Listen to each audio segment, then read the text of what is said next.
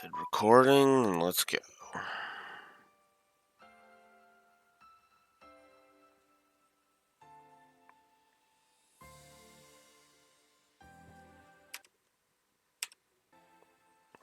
Oh, right. Whenever I do that, I have to fully restart Twitch. Twitch app sucks. There we go. Alright. Ladies and gentlemen, let's get on to more Sky the Third. Now, apparently, there is a place. There's literally one I haven't discovered in the first plane yet? What? That's weird.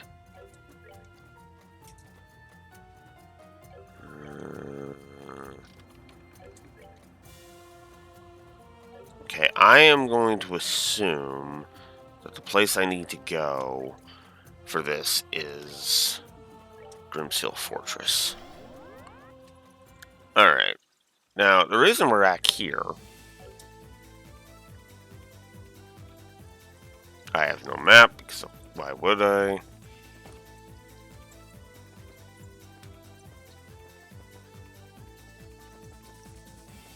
I don't need the door.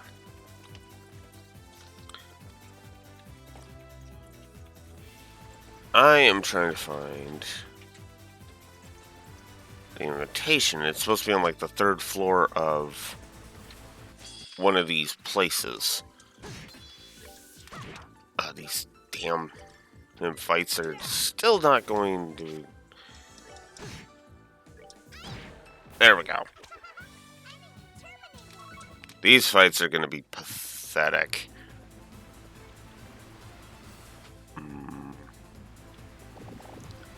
I don't care. Moving on. Ah!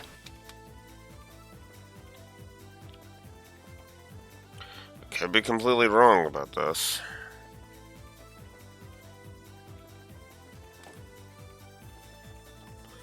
But I am going to search every nook and cranny because I want to find the damn thing.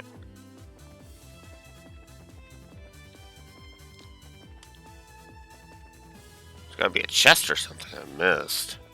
It's somewhere.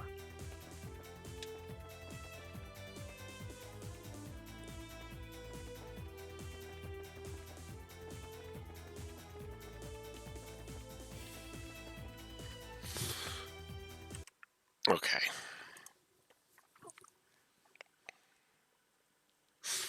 You know what? Let's just do this as a find on page thing. Let's just do that. Okay. So, not on this page. Got it. Next.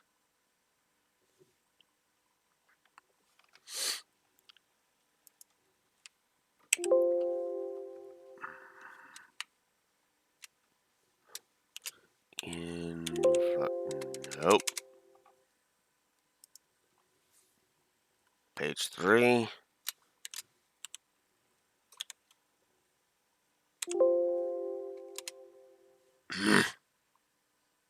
Next.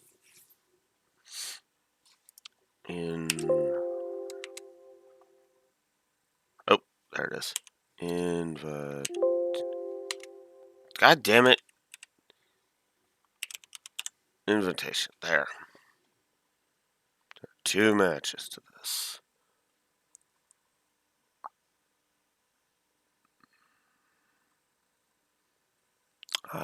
It's where I fought him.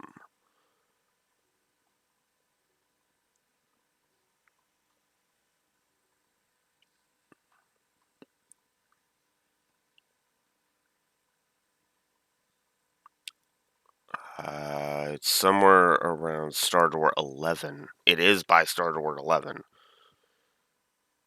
Okay, well, let's check Star Door 11 then. Warp to Star Door 11. Okay. Oh.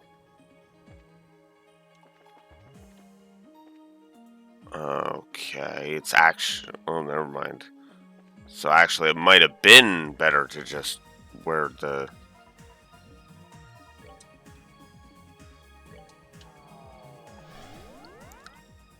Alright, Star Door 12. Nope. Nope, that's not the right one.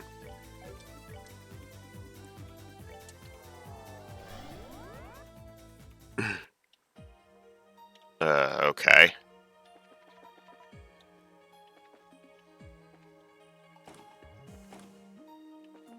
Okay, well, let's get the bearings first. This is the second floor. I need to go up. Because it's supposed to be on the third floor, according to the answer that someone accepted on GameFAQs. So, there we go.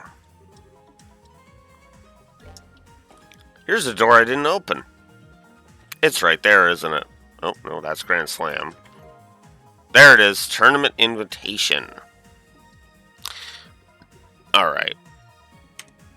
In that case, as I get the hair out of my mouth, in that case, let's go back to the Q&A.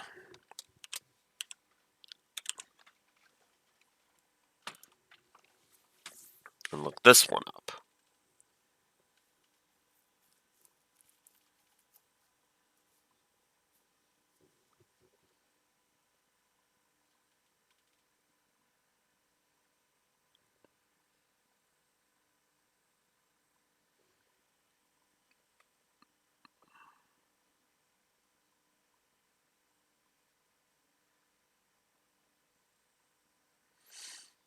Well, that's something...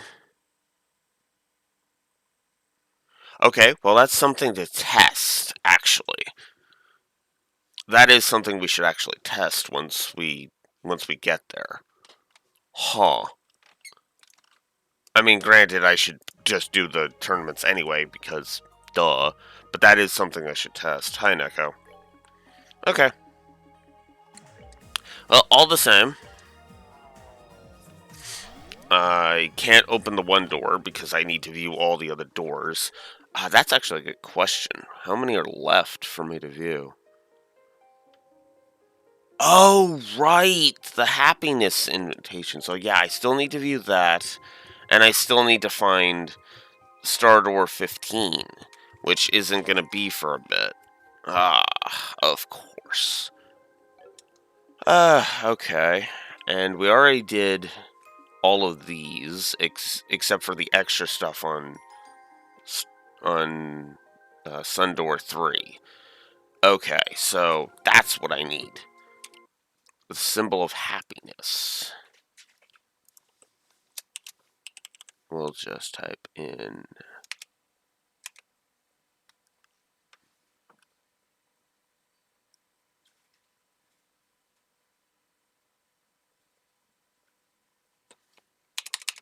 Alright, fine.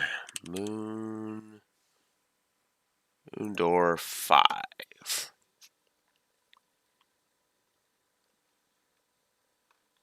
Okay, the happiness stone. Where the hell do I find that?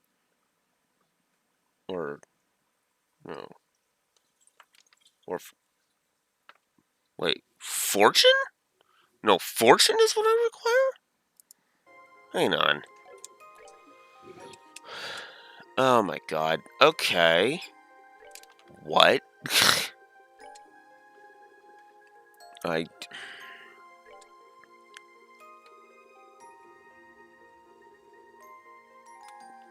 fortune.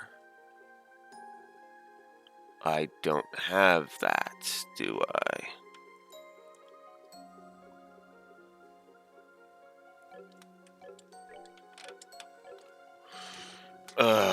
Okay. Let's get a descriptor of it. God damn it.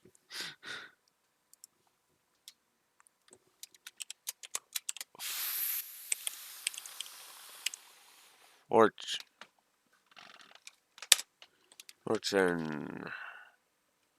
It will not tell me, because why would it? Fuck. Alright.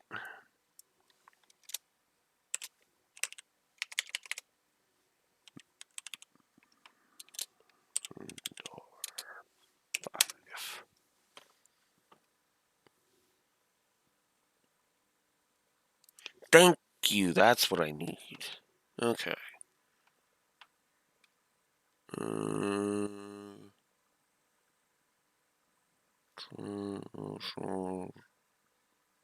Luck. That's according to the wiki. I need luck. Okay. Do I have luck?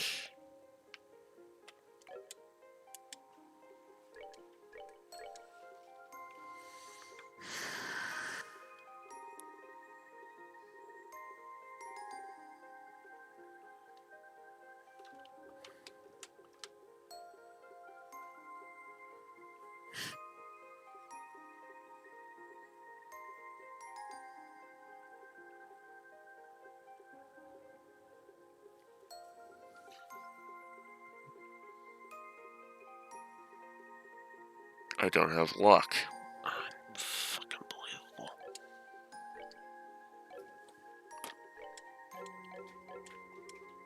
Can I synthesize luck at least?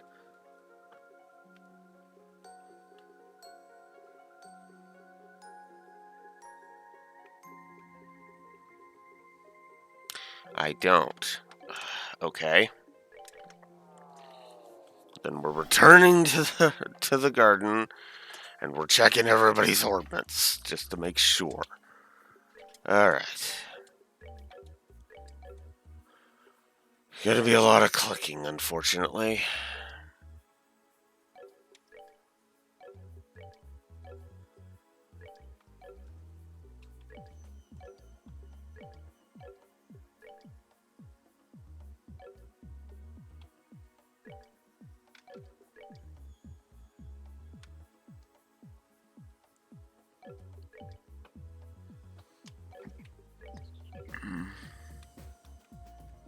Okay. Nobody has luck.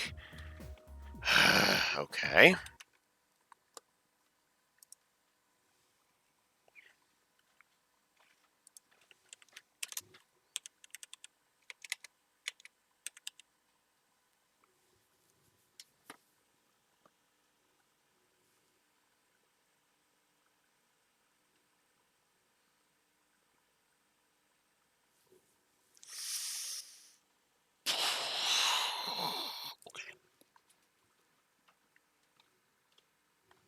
Fine. Let's search for what the guide says I need.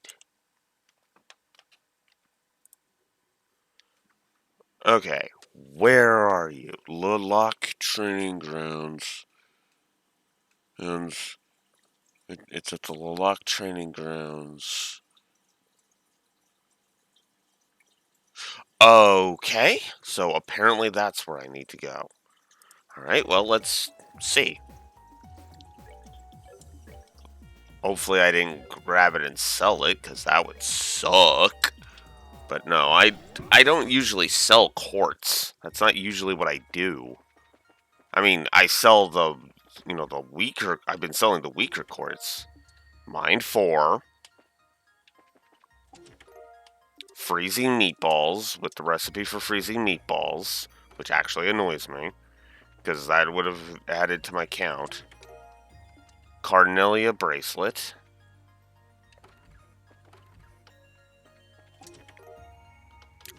Luck. Okay. Now, if I'm not mistaken, that's going to let us access Moon Door 5 now. Which means I could have done this way earlier had I been searching all the rooms. Son of a bitch. Alright then. Well.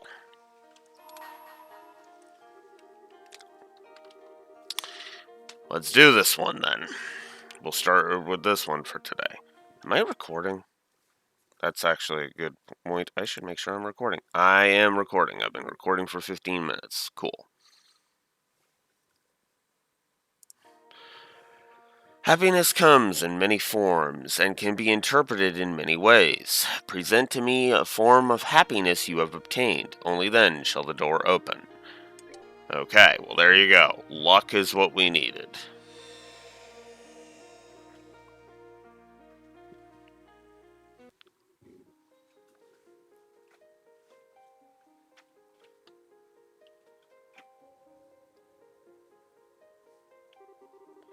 I shall grant you a memory fragment and my blessing.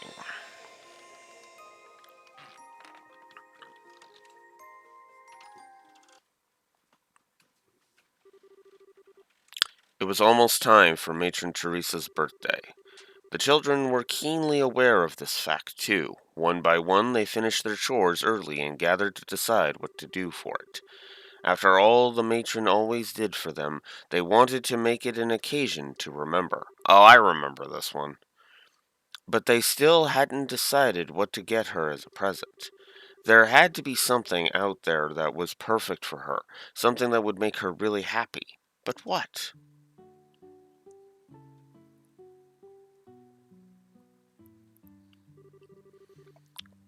Can you finish watering the plants then, Daniel? You can take care of the flower beds, Polly. As for me, I'll go help with the cooking. Then we're gonna decide on what to get the matron as a present? Yep. So let's hop to it. Right.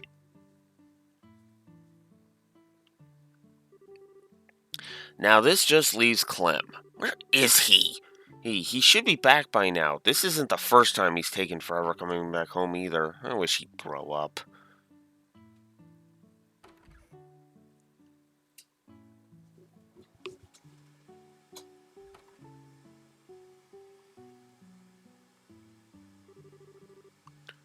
Let me help you with the cooking, matron.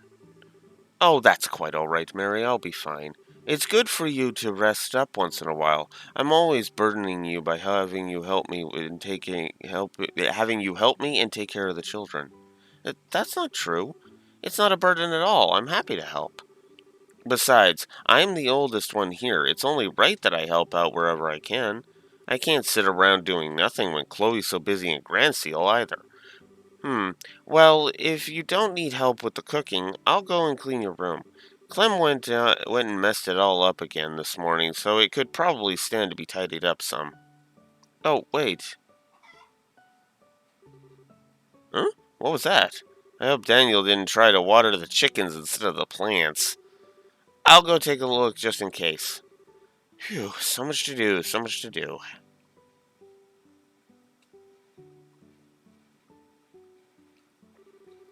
I appreciate that she's always doing so much to try and help out, but I can't help but feel that she's overworking herself a little lately.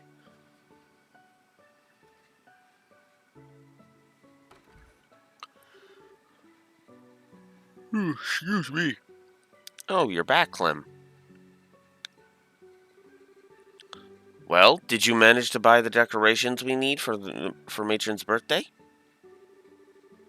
No, you didn't. Don't tell me you didn't buy anything. Well, I was gonna, but I ended up hearing this really interesting story instead. Uh-huh.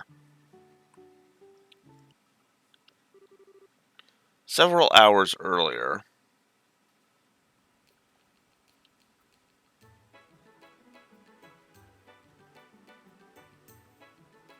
Yes, I'm using the high-speed thing to speed up the thing. The penny shots. A happiness stone? Indeed, it's a magical stone with a golden glow said to bring happiness to those who possess it. I'm sure you're aware of how the goddess created this continent in ancient times. When that happened, her power showered down upon the land as an infinite number of particles, their light radiant and divine. Most of those lights were fleeting, but not all of them. Some of those particles of light remained hidden by mist in tall mountains. Over time, they grew in size bit by bit. And that is the origin of the happiness stones. That's so cool! Isn't it? Still, as you can imagine, it's exceptionally rare that anyone finds one. After all, they only develop in the deepest regions of the tallest mountains. That's not somewhere people go every day. But you say you did? When you went on that expedition to the far north, right? You got it. It was on the sacred mountain of Tegus, a perilous place full of snow and ice. Even the slightest loss of footing would have sent me cascading into the ravines below, and the never-ceasing blizzards assaulted me from morn to night. Before I knew it, even my food supply had run out, and I was left wandering that white desert alone, not knowing how much longer I had left. At times I had to fend off the assault of vicious monsters, while at other times I found myself almost plunged upside down the cliff sides.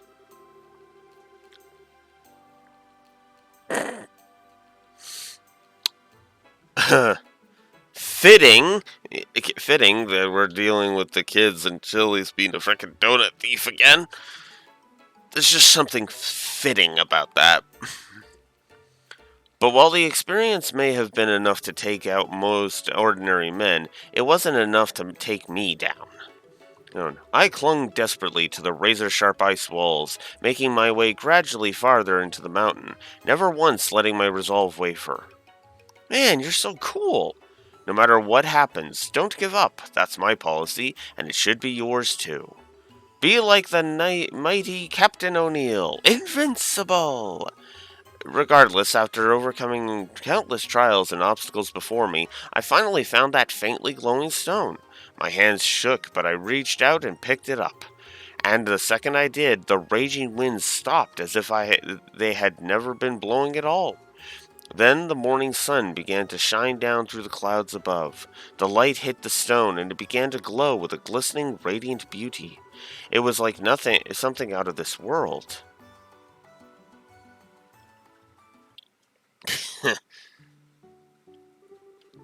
I've never heard of that before. It sounds so dreamy. See, I told you it was amazing. It must be so pretty and so cool. I wish I could find a pretty magical stone like that. Mr. O'Neill tells the best stories, doesn't he? Yeah, that was a great story. Okay, move your butt, Daniel. We're gonna go find a happiness stone. What? Wait a second, Clem. Where do you think you're going? Where do you think? The only tall mountains around here are the Crone Mountains. Chloe said that they were the tallest point in Liberl, too. If we're going to find ourselves a happiness stone anywhere, it's gotta be there. And we're gonna find one. We are. I'm gonna be an invincible guy just like Mr. O'Neill was. Clem, I understand why you're so desperate to find one. Really, I do. But Mr. O'Neill's stories are, well, you just wait here with Polly, Mary. We'll be back before you know it. Let's get moving, Daniel. Wait, Clem! Wait for me! I want to be an invincible guy, too. Just make sure the matron doesn't find out about what we're planning for her presents, Mary. It's gonna be a surprise. I know that. But listen to me, Clem. Mr. O'Neill's stories are... Listen to me!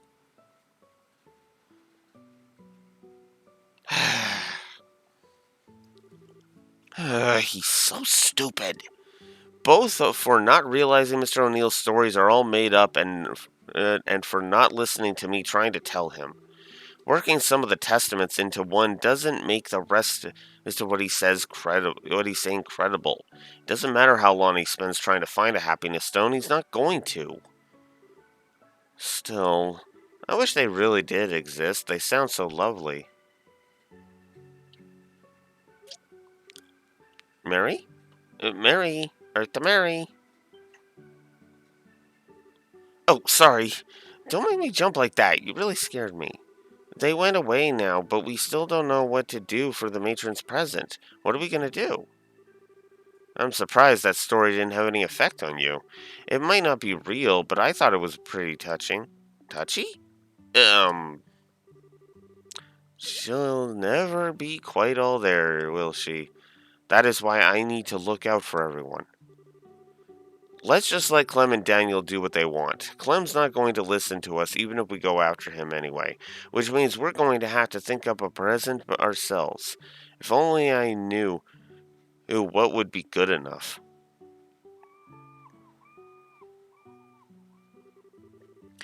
Shall we go and have a look along the shore? There might be some pretty shells there. If we collect enough of them, we might be able to make a necklace for her. That sounds like it might make a good present, right? Okay, let's get going. Okay. Alright.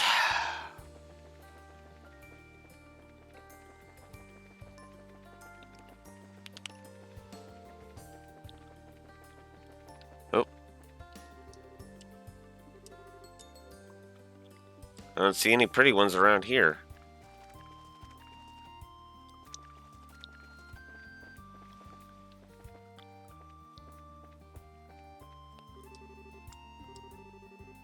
Nope, nothing but garbage here. What kind of terrible person would throw a used cigarette on the beach? Adults can be so awful sometimes. Okay, I agree with Mary on that one. Ugh.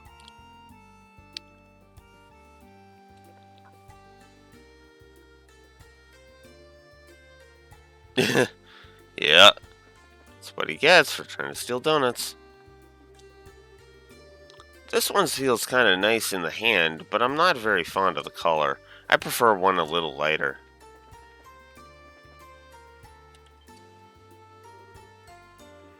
Oh, is it this? It's a treasure chest.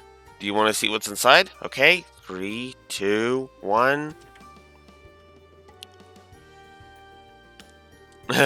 No! Empty treasure chest. Ouch. And it was an empty closed treasure chest. That's 2. That sucks.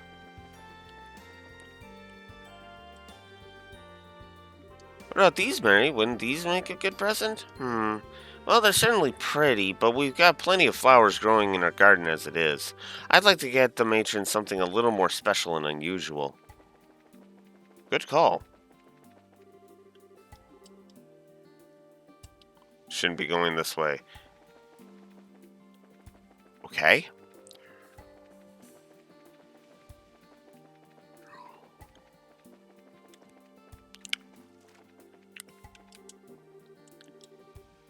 Ooh, a pretty pink one.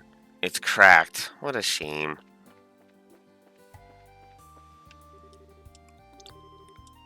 I can't see any nice looking ones around here. How nice it'd be to bump into a happiness stone. Well, I think we searched all over.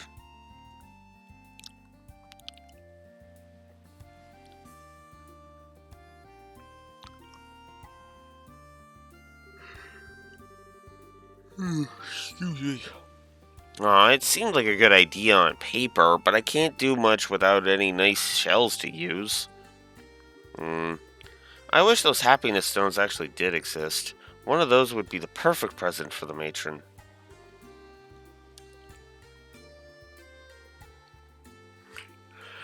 What you doing? What you thinking about, Mary? That stone? Oh, yeah. Polly, do you think it's possible that happiness stones might be real? Huh? Do you want one so you can be happy? Well, that wasn't really what I meant. Just, don't you think it would... Excuse me. Don't you think it would be romantic if something like that really existed? Happiness is all around us. Huh? What's that? What? I don't know. It's really shiny, though. Gold chain. Oh, so that's what it was. Well, it certainly counts as romantic, but I'm not sure a chain alone is going to make much of a present. We'll need a little more than that. You can have it if you want. You were the one who found it. It might not be fitting for a present, but it's still pretty. Take good care of it, okay? Okay. Oh.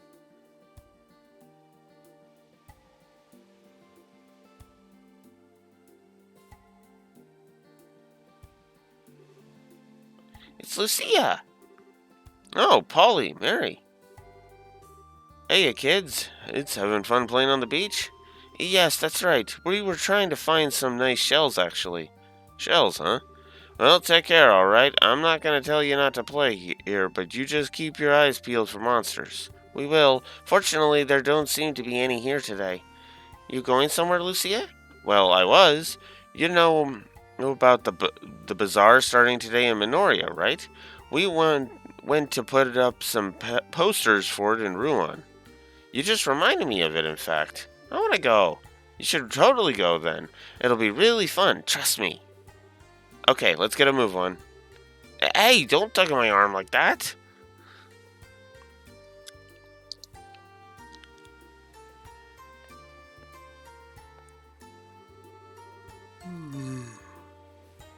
Ooh, excuse me. Wasn't he one of those bracers who helped us before? I can't remember his name though. There was Karna, Annalise, Kurt, then him. What was his name? His name was Grant. Hey, Mary. Mary. Mary. Oh, sorry, Polly. What is it? I want to go to the bazaar. Bazaar? Oh, right. Sorry. Well, we might find something that works as a present there if we do. Okay, let's go see if we find something. Yay! Wait a sec. Hey, wait a second. It's not safe to go running off on your own, Polly. Let's go together, okay? Okay.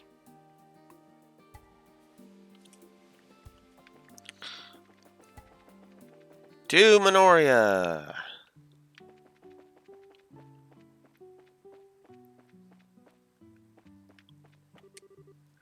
Oh, you came after all. Well, it sounds like fun. Oh, it is. You'll have lots of fun. I guarantee it. Where in town is it being held, Lucia? It's in the cabin attached to the windmill. Go and find tons of stuff, okay? Hopeful NPCs. Always a good thing.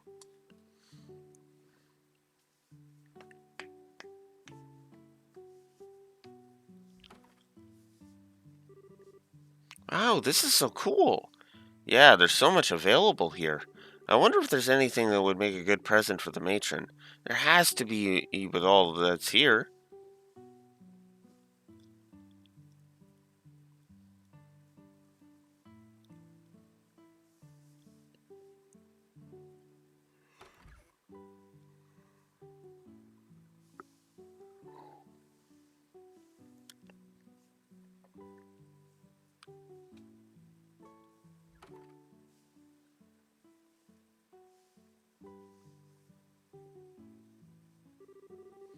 Bazaar actually seems like the kind of place you might accidentally stumble upon magical items like the Happiness Stone, but I wouldn't even know where to start. Nothing I see looks like it anyway. There's something in particular you're looking for that I could help with? Um, maybe it won't hurt to ask. Sir, do you happen to know where I can find a Happiness Stone? A what? It's a stone that makes people happy just by owning it. I really couldn't tell you. Sorry, sweetie. That's alright. Sorry for the trouble. Hmm. You know, I do remember hearing a funny story about the Crone Mountains one time that might be worth hearing. I've got no idea if it's true or a bunch of hooey, but would you like to hear it? Yes, please.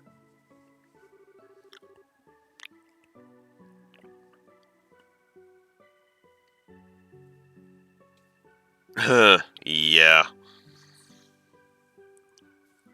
Ugh. Ugh. That's something you could incorporate into your series if you did the proper research on it. It's an old story I heard from my dad a while back. Something about them glowing gold all of a sudden once a year, around this time of year as it so happens. Apparently, if a traveler happens to be walking along them at exactly that time, they undergo what I can only describe as a strange experience, and they become happy. Nice, isn't it?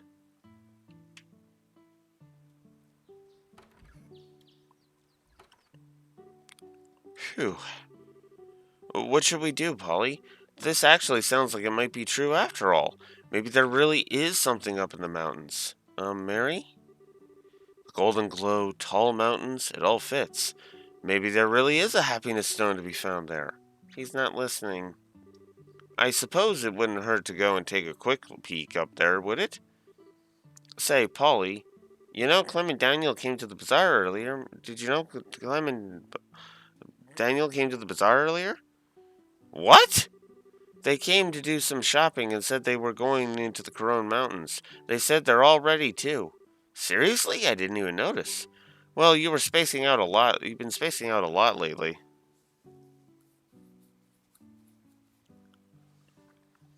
I can't believe they're thinking of heading into the mountains.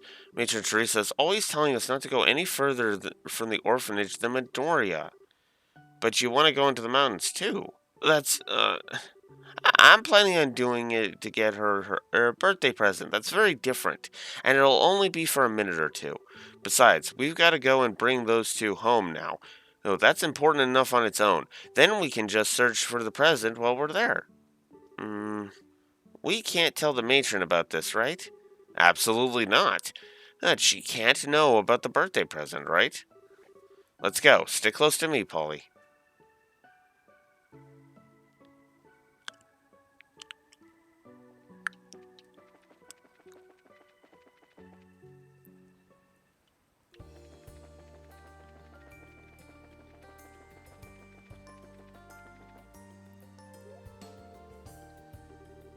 Say, Polly, what do you think those happiness stones are really for? Do you think O'Neill's right about them? About them bringing happiness? That'd be so wonderful. Huh?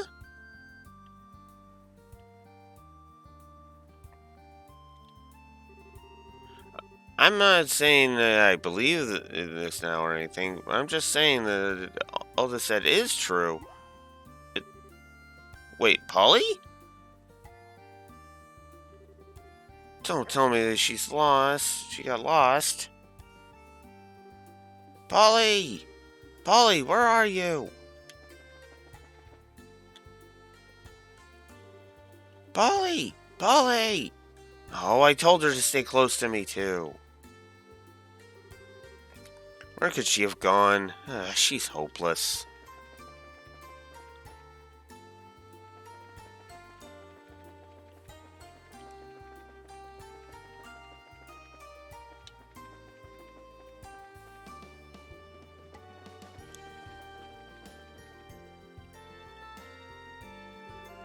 Polly, come on out! Polly!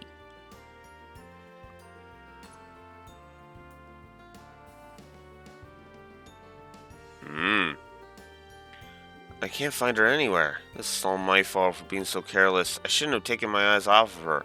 I never do this either, so why did I do it this time? Wait a second.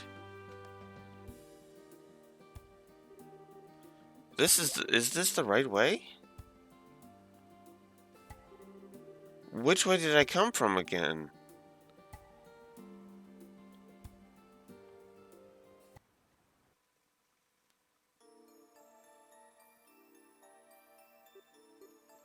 Polly! Answer me, Polly! Oh, where have you gone? Huh? Where am I? I've never been this far from the orphanage before. It looks like Polly's not the only one who's lost. What am I doing? I need to be strong and look after the other children. I've got to find Polly.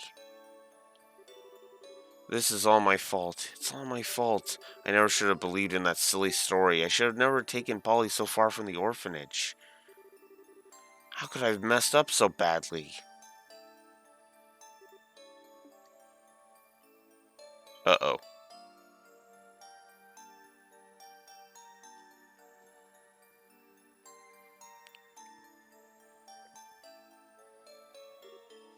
Phew.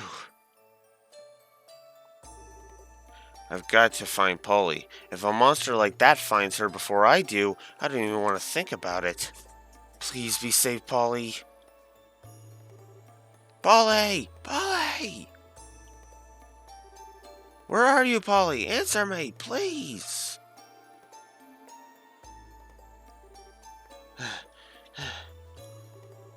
Polly, please, just come out. I know I messed up, so please just come out. Hey! I mustn't cry. I mustn't cry. Yeah, Mary, I know you're trying to be strong, but it's understandable.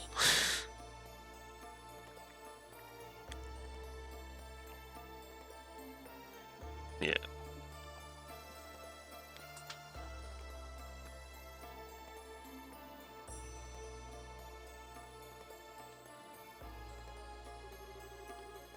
Blech. It's mad. Ugh, it's mad chilly this time of year, huh? Huh? It's mad chilly this time of year, huh? Huh? Ugh, maybe I should go catch some more Z's.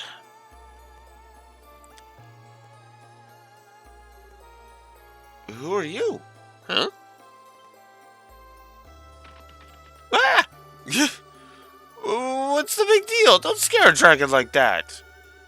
I thought my heart was going to go pumping right out of my chest. Just, huh? Was that something on my face, little buddy? You're weird. Hey, it's way not cool to laugh that much. Sorry. What are you doing here anyway? Who, me? I was just keeping my head low while all that scary stuff was going on. Scary stuff? Like what? Like the Glorious and the Ariel and junk. Didn't you hear about them? I I don't think so.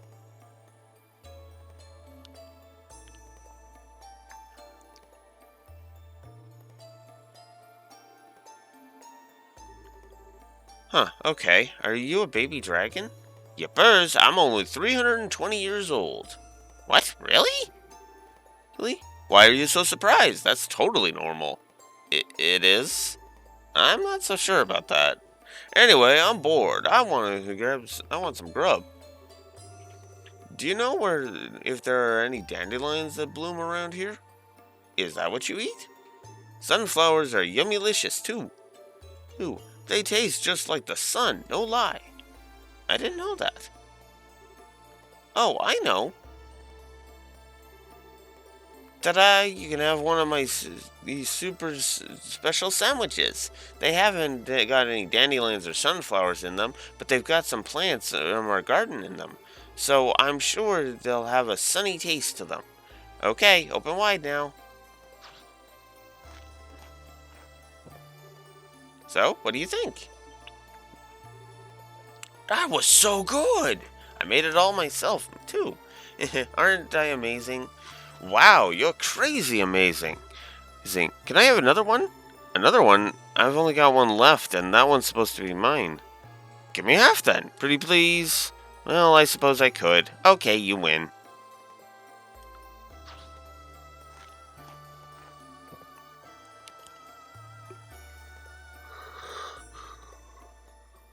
Mm.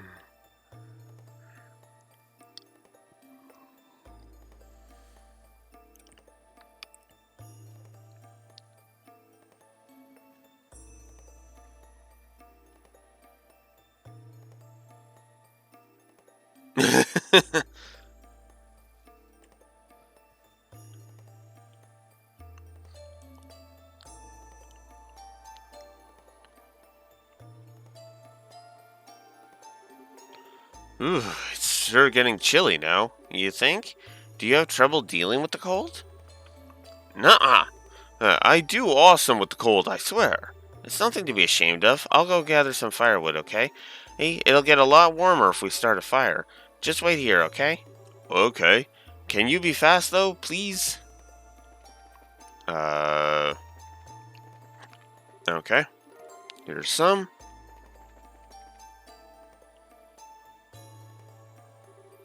Huh? I thought you were going to wait for me.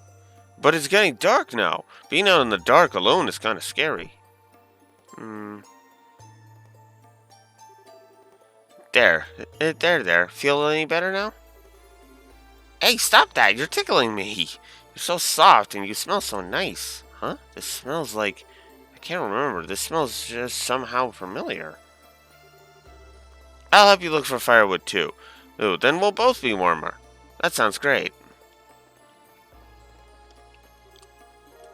Got some.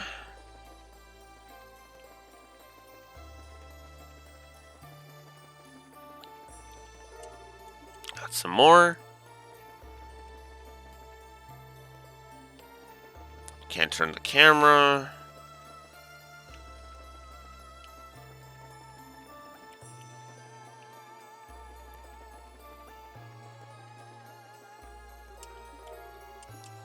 Found some more.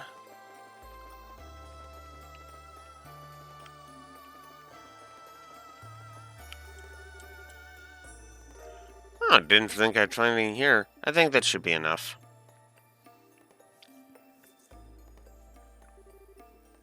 Okay, this should do. Wait, we're gonna need some fire to get this started, aren't we? Don't sweat it. I got this.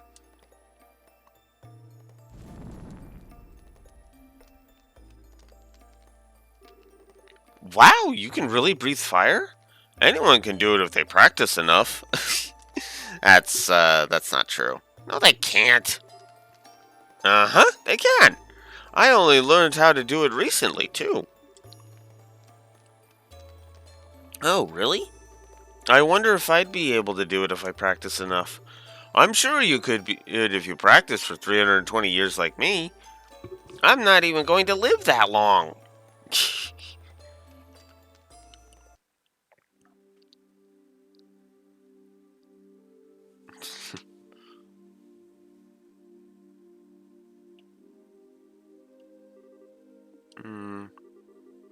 You're so soft.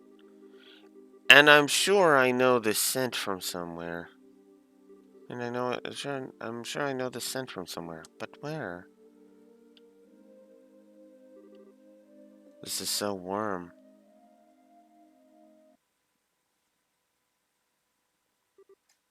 Achoo!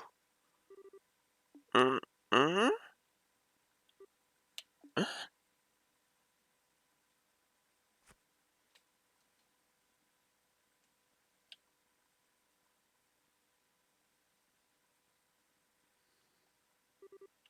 He's gone. I guess that's it.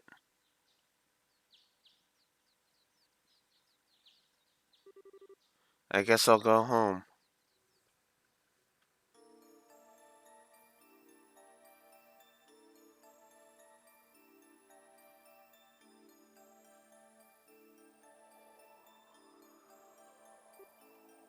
Mm.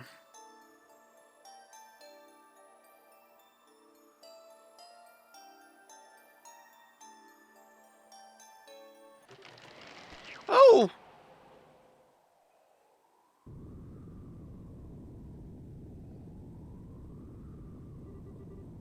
Matron, I'm sorry.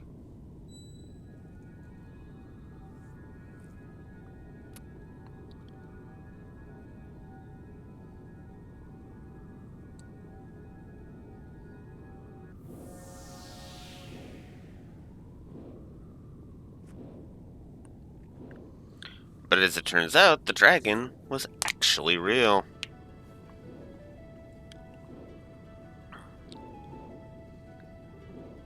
You saved me. You can fly? I'm still a kid, so yep. Can you only fly if you're little? Well, no, grown-ups can too.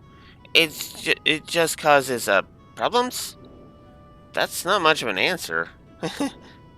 Well, I mean, it really only is a problem if, say it, bad guys, use a doodad thingy to control your mind, to control you. Otherwise, it's perfectly fine. Today sure was fun. What?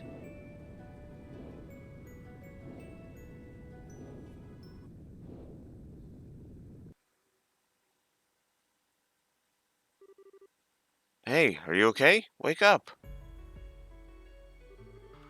Oh, good, she woke up. You okay, Mary?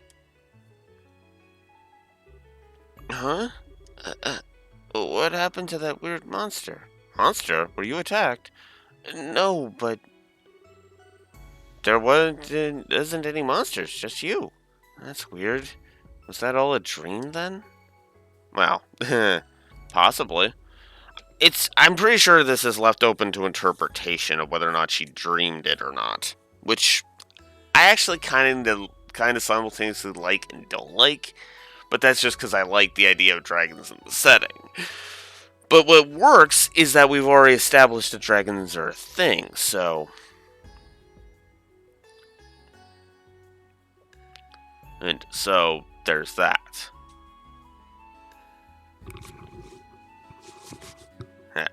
And my package is out for delivery now.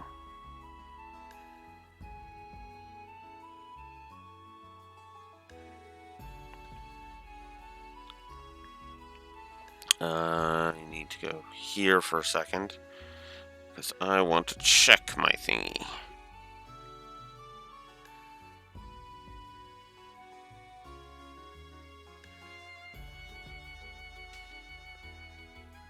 Okay, so it literally left 2 minutes ago. Okay.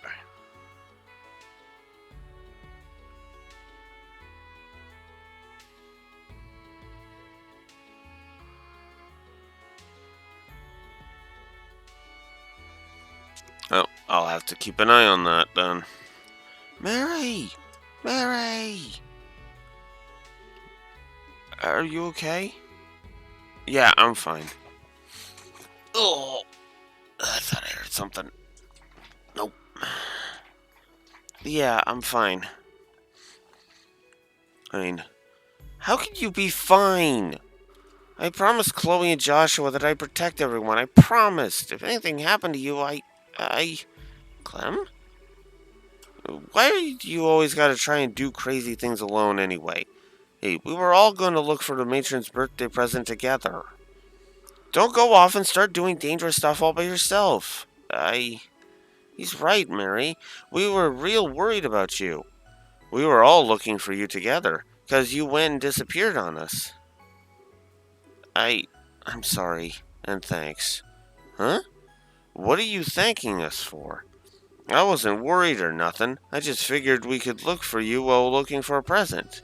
You remember how Clem forgot to buy those decorations when he was in Mr. O'Neill's shop, right?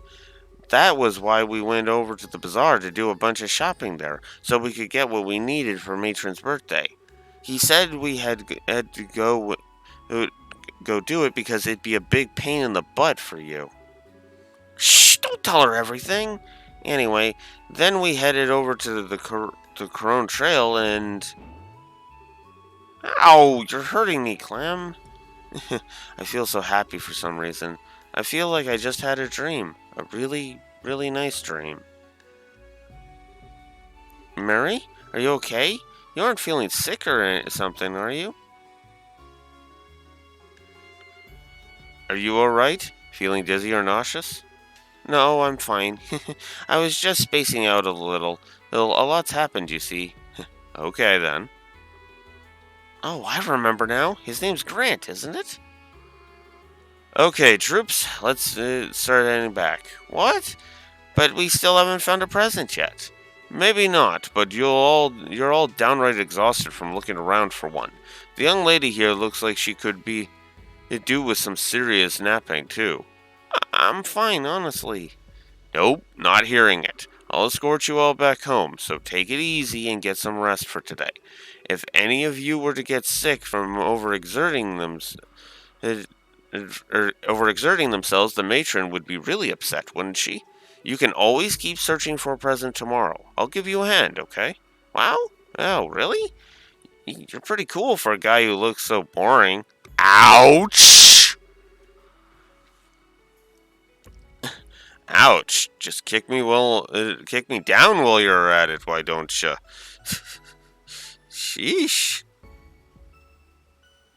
These guys. These yikes.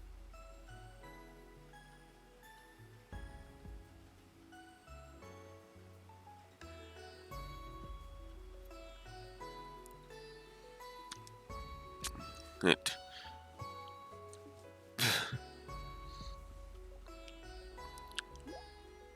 Huh? Huh? What's this? Wow, that looks... You don't think that could be... Whoa! It's a happiness stone! Yeah, it must be. Clem suddenly chimed that he had an idea as he took out an old pendant out of his pocket. He grumbled that it was only something he stumbled upon at the bazaar. With everyone's encouragement, I decided to try setting the happiness stone in the center in hopes that it would fit. And it fit perfectly, too.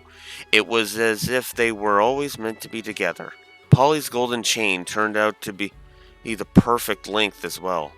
Finally, we placed it in the small box that Daniel had kept with him, wrapped it in wrapping paper, and the perfect necklace was born.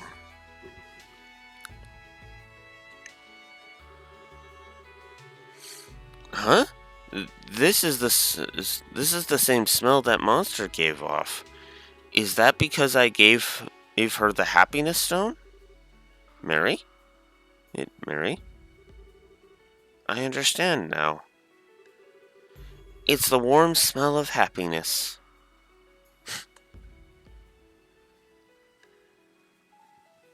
Oh, that actually hit me a little bit. Oof.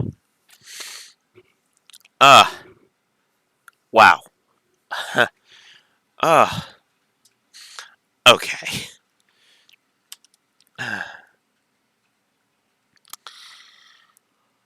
Oh. So, yeah, as you might expect.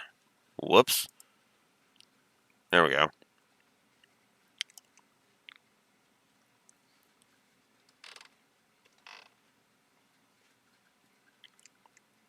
Too far, too far, too far. Where are we here? There we go.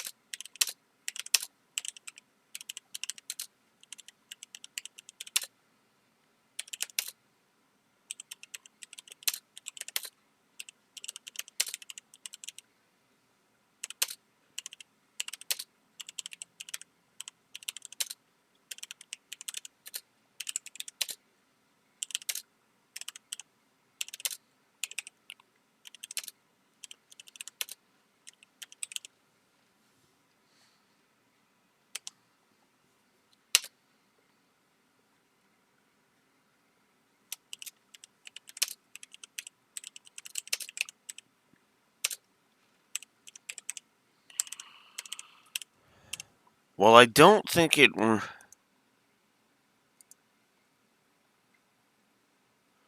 while I don't think it's worthy of multiple pluses, I absolutely am giving that door a plus because, yes, absolutely, that was good.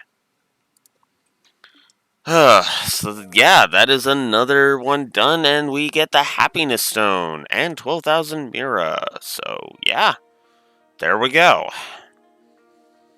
Another excellent thing. Let's go ahead and see what Happiness Stone gets us, shall we? Where is it? Oh, wow. Prevents stat decrease. That's actually kind of cool. Oh, yeah, and then you got Phantom Thief's Cape, which increases our drop rate. Happiness Stone, here it is. At a cost of 20 speed. It sometimes makes attacked enemies drop Septif. Oh, so in other words, if we attack, we can make it so that attacking an enemy causes them to drop Septieth, and we acquire that. That's kind of cool. Not great, but kind of cool. All right then. But I think we've stalled long enough. Let's get back to the scenic route and get this going.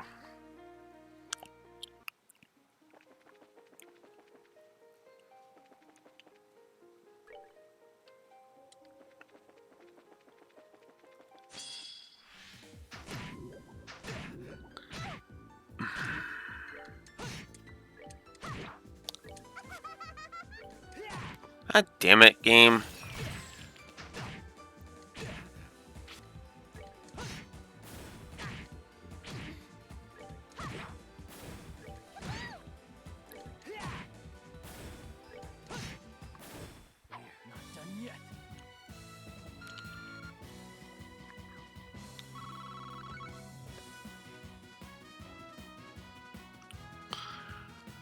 Alright. I do like that I've gotten almost all of the doors done. The only one that I'm missing is Star Door 15, and then I can do Star Door or 14, so... And we will have to test whether or not clearing just one level of a thing is enough. So...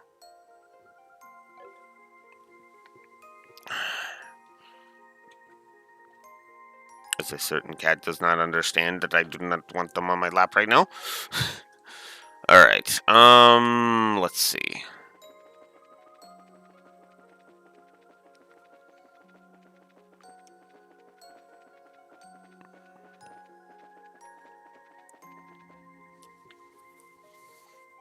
And yeah, already the,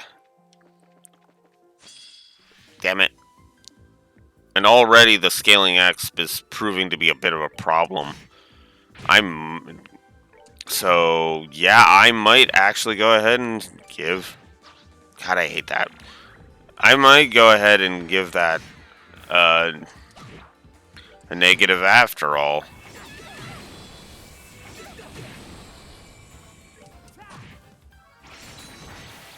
Really? Fuck off. Oh my god. Go away. There. God damn it.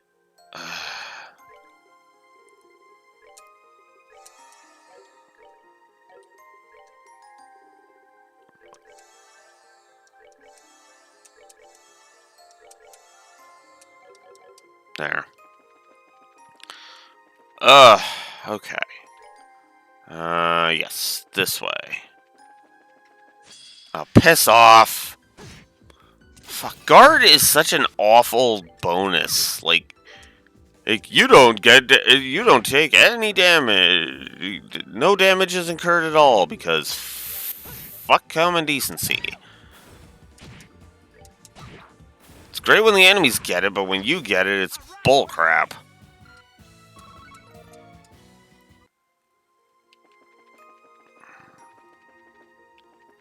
Alright, so now we can get going. Missed? Well, once again, we're in for some fun times up ahead. No telling what it could be, but we'll have to walk through here eventually. Just take a deep breath and step inside. Hey, I guess.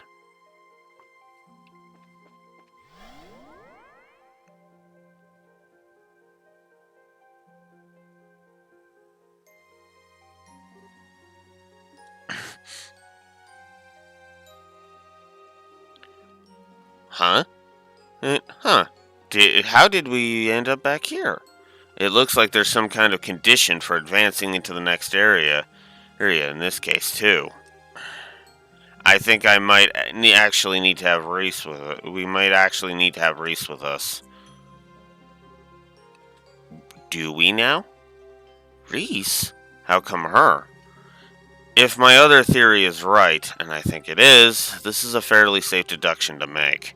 Still, the fastest way to be sure is to give this a whirl. Let's get Reese and have her come with us.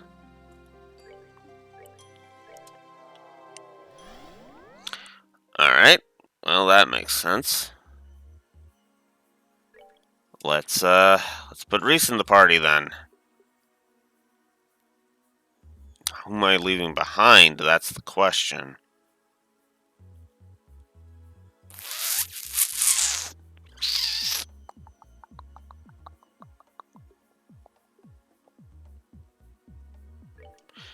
Yeah. Let's go.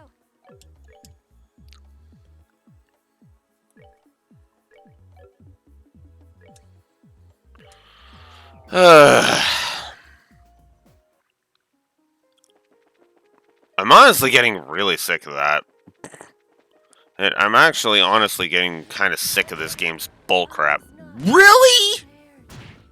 What the actual fuck, game? We're good to go.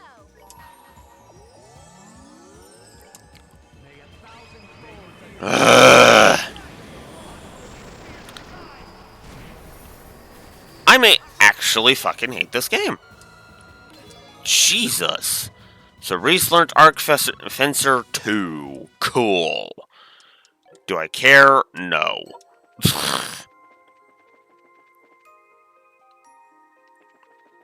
Because she's... I mean, at least she's gonna level up a decently quick.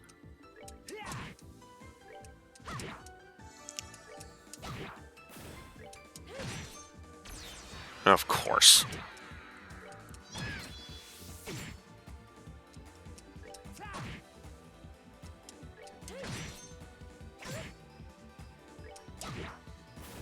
We're good to go. Okay. Fuck off, you waste of my time.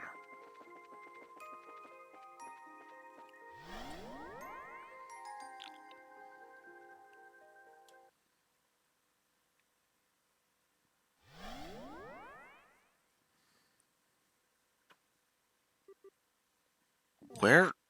I knew it. Where are we now? This doesn't look like Arab Royal Villa.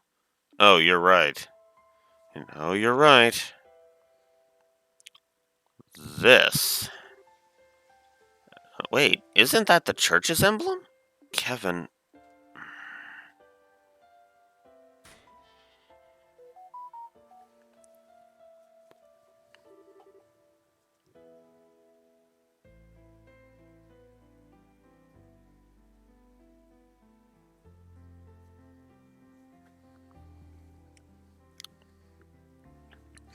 Welcome to Astor House, the place where Reese, Rufina, and I grew up together.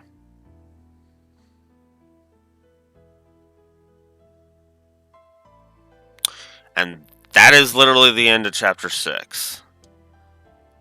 If I didn't have... I should have just finished that. I didn't realize that was the end of this chapter. But that is the end of the side stuff. So I'm actually happy that I did it like that. Because otherwise we'd be doing the happiness stone later. And yeah, no. But either way, so I'll see you Monday. No. No, I'm not going to do that. I'm not going to do that. God, no. Why would I ever do that, you know?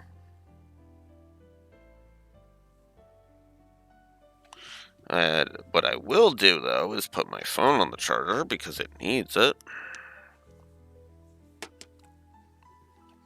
But yeah, no. Yeah. Let's move on to chapter 7. and the penultimate chapter of Trails in the Sky 3. Yeah, I almost said 5. Ew. And Trails in the Sky, the third's penultimate chapter, Chapter 7, The Distant Flames. It's all coming to a head now.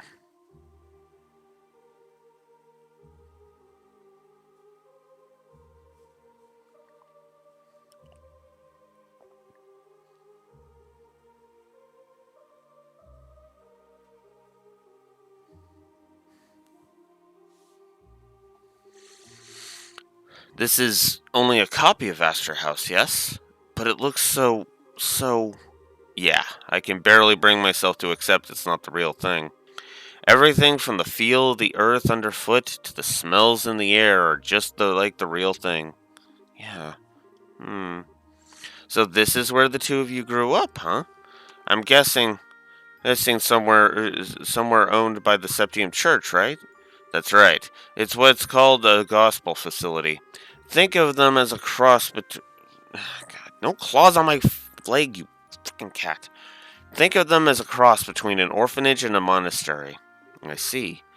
So does that mean, well, no reason to dance around it, so yep, I'm an orphan.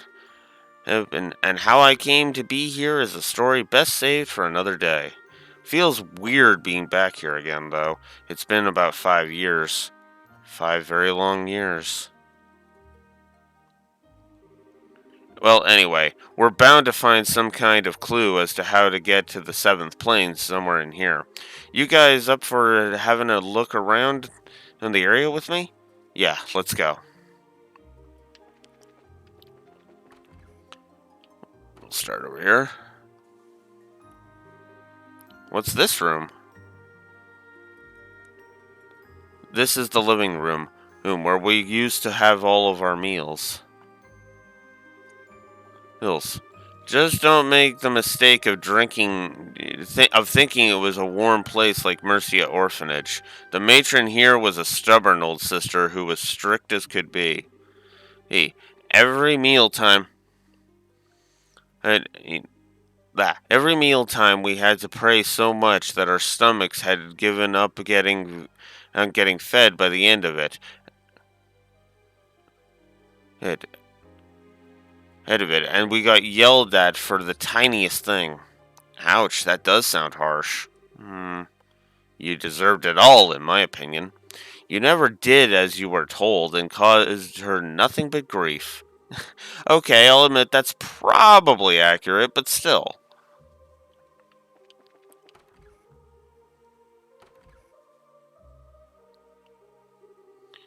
As you can probably guess, this right here is the kitchen. This is where the older children of the facility did the cooking.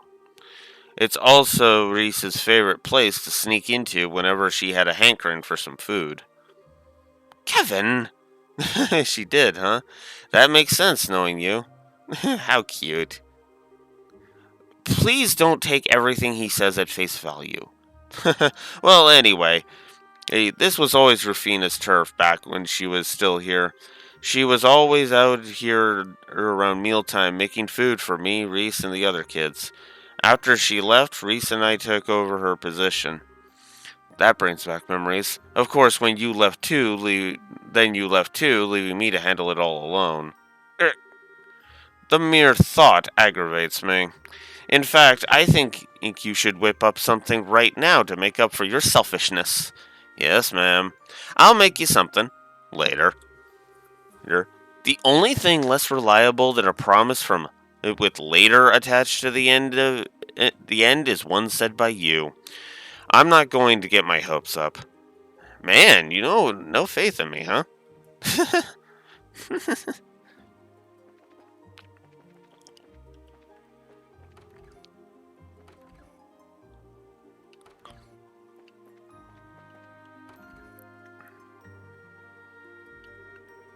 This was the matron's room. No one's here now, though. Yeah. By the way, Reese, how is the matron these days? She's fine. Her injuries weren't lasting. She hasn't the energy she used to ever since retiring, unfortunately. She really wanted to see you again, Kevin. She did, huh?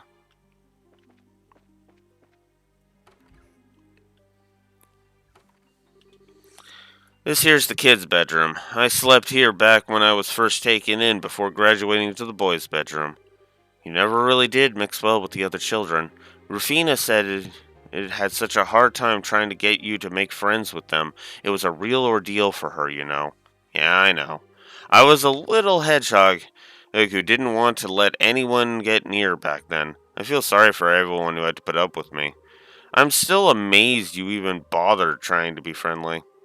Well, I knew you were only playing tough, like that time with Rufina and the chocolate. Stop! We're not hearing that story here. Now I'm really curious. it, it, yeah, they both are like, yeah, I'm really curious about that now.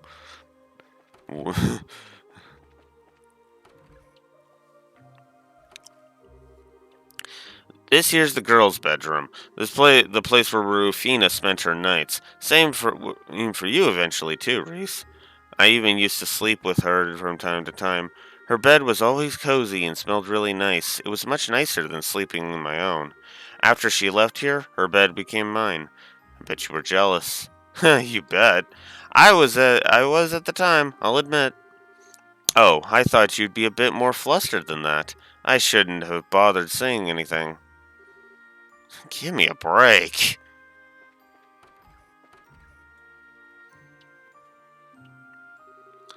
This is the boys' bedroom, where I slept until I was about 10 years old. Technically, the boys and girls weren't supposed to enter the another's bedrooms. That never stopped Reese here from doing it all the time, though. What he neglects to mention is that it was his fault I did so. What else was I supposed to do when he slept in every morning he was on cleaning duty?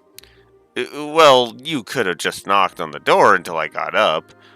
But then I disturbed the other boys who were sleeping, which would have been unfair. They weren't the ones shirking their duties. It was 100% your fault. Fine, fine, whatever you say. Oops. Okay. Uh,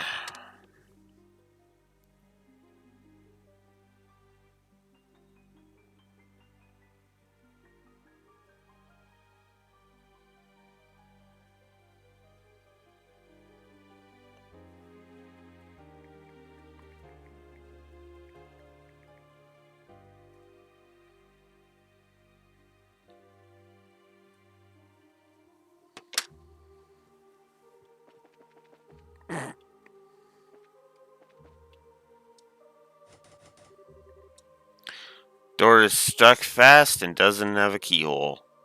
Why won't it open? This is the side entrance that only opens from the inside. We can't get in from the outside. Yeah, if we want to get into the chapel, we're going to have to go through the front.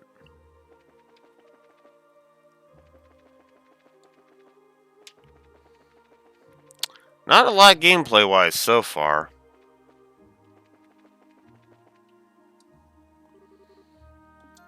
Empty well. We used to get our drinking water out of here, but no fancy orbital pump.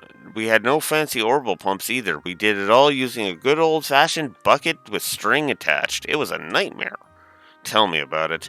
We would go out on winter mornings and come back with our hands numb and red raw. But looking back on the whole experience now, it was fun in its own way. I guess it was.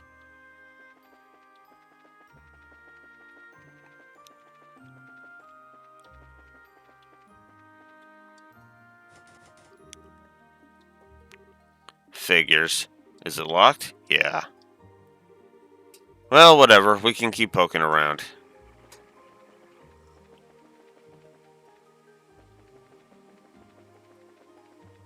But where else is there for me to check?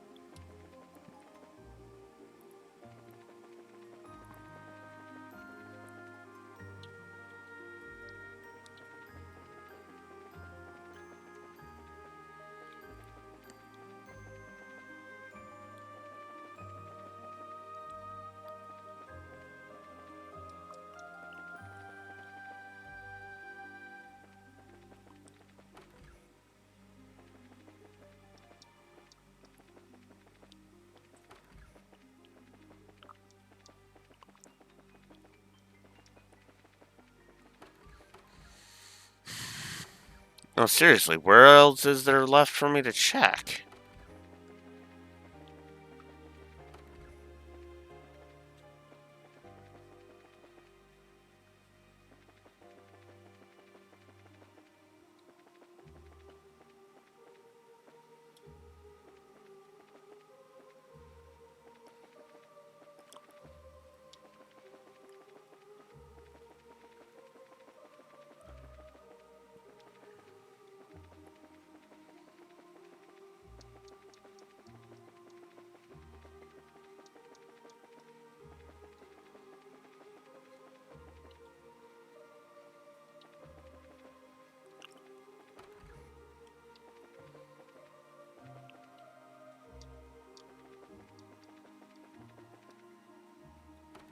Okay, it just was being stubborn, that's all. There's no sign of anything in there. Our last hope seems to be the chapel, so it seems. What is it, Kevin? Hey, Reese, you're the one responsible for cleaning the chapel that day, right? What day? On Astor House's final day, when Rufina died. Kevin? Oh? That was what I was told when I went to visit the matron afterward, at least. Well, were you? Yeah, I was. Why? I thought so. Check your pockets, Reese. I'm pretty sure the chapel's key is in one of them. Huh?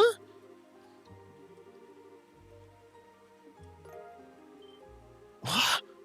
It can't be. No way. That makes sense.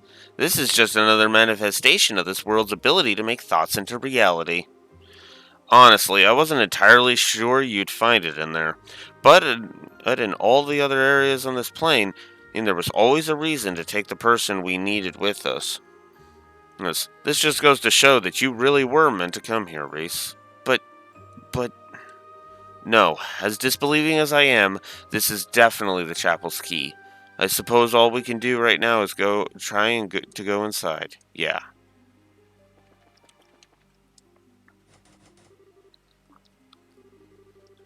Before we go in here, Reese, there's something I should warn you about. Once we step through this door, there'll be no going back. Huh? You're going to find out the truth about what happened that day. All of it. And you won't like it. Are you sure you're ready for what you're about to find? Yeah, I'm more than ready. All these years, I've never quite been able to accept what happened here. The life I thought I knew just suddenly came to an end, with us all getting moved to other places, and I still don't even know why. I even tried to come back here just before beginning my training to become a squire, but it had already been demolished. I've been ready for a long time. I want to know the truth. And more than anything, I feel like knowing will let me get closer to you and Rufina.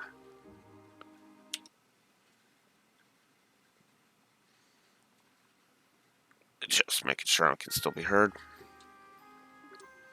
Okay, let's head on in then. Right.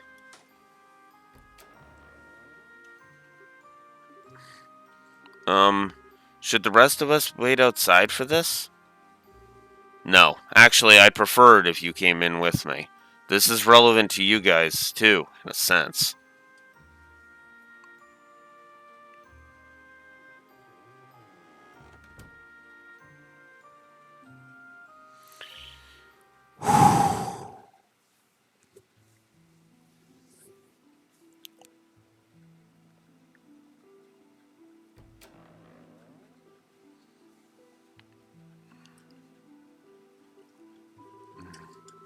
It all started 5 years ago. A Jaeger Corps someone had hired took this place over out of nowhere. I think I heard something. Give me a sec. I will be right back.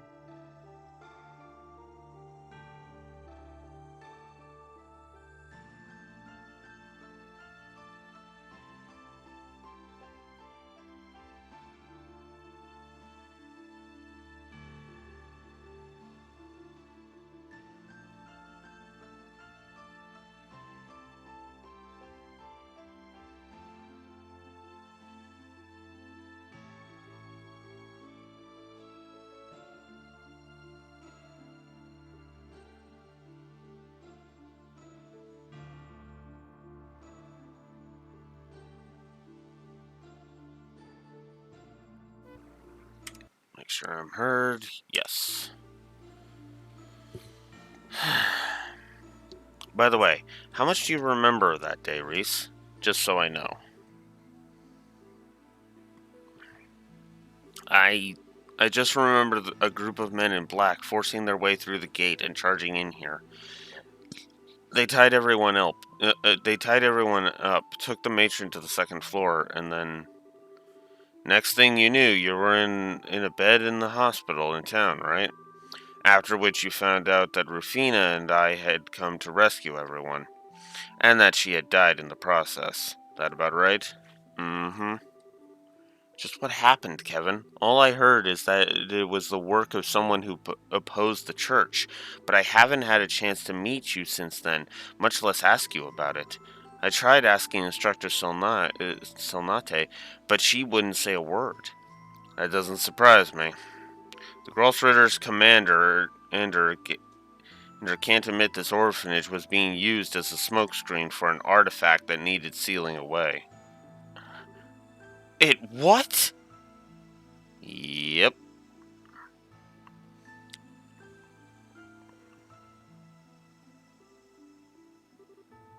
Here we go. A secret passage, huh?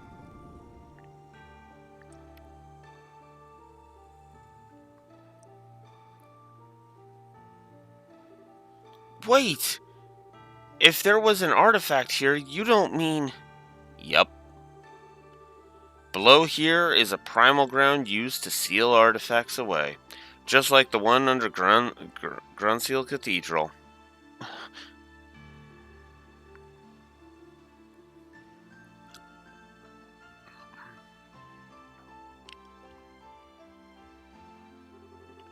I'm sure you remember. The day it all happened, Rufina and I were due to come back here for the first time in a while. We were both coming from different places we'd been sent, so we wanted to meet up in town and come the rest of the way here together. But then her train was delayed, leaving me in town to wait for her alone. That was when I got a word of what happened. All I could think was that you and the other kids were in danger, so I decided to try and take out the Jaegers here alone. They weren't all that experienced, so fighting them wasn't even hard for a squire like me. Before long, I was able to disable them all and free the matron and the other kids. Or so I thought. You were nowhere to be seen. I asked the other kids where you were. They told me one of the Jaegers had taken you somewhere else and that you were unconscious. I looked frantically all over trying to find you before eventually stumbling across this place. As for how, you remember how you didn't have your ribbon in your hair when you woke up, Reese? I do. What does that have to do with anything? I found that ribbon in front of the secret passage we'd just gone through, and there were footprints near it too. Made it easy to find the entrance. Oh. Anyway, after getting in here, I made my way down this staircase in pursuit of the Jaeger that had taken you.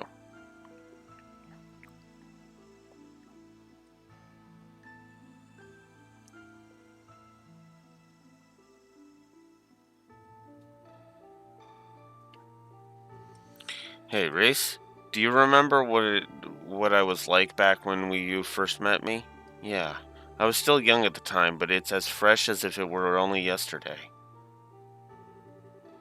You looked like you had been swallowed by blackness, like there wasn't a single thread of hope bound to you. It was scary. I kept wondering what must have happened to you, what you must have seen to make you end up that way. What must have happened to me, huh? Rufina seemed like she knew. Before I met you, I killed my mom. What?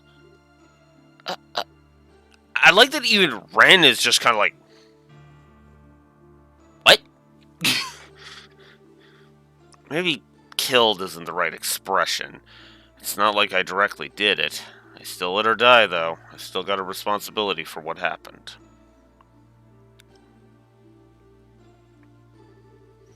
Growing up, it was basically me and my mom for the most part. My father showed his face from time to time, but not that much. From what I understand, he had another family elsewhere. But even without him, she did her best to look after me on her own. I loved her dearly. Kids in the neighborhood used to make fun of me for how I talked, which I got from her. But I just beat them up. But I just beat them up most of the time. She was always kind. She loved cooking, and yeah, I thought the world of her. When I was 7, my father, who had all the money in the world, chose to abandon her. All the best at the best of times, she was always a frail person, and after that, she grew more and more despondent. Her health suffered. I tried everything a kid could do to cheer her up, but nothing I did worked. And during the one winter's day, when she must when she must have finally had enough, she came over while I was sleeping and tried to strangle me.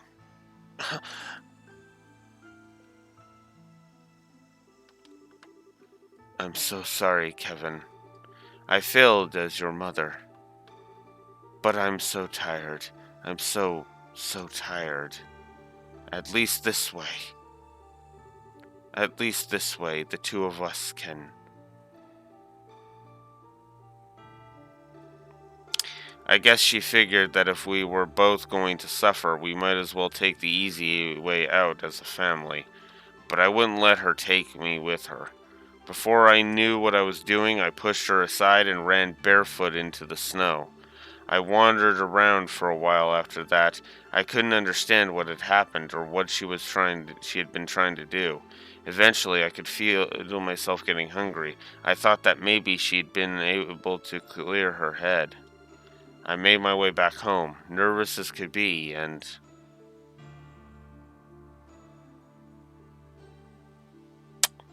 she had killed herself.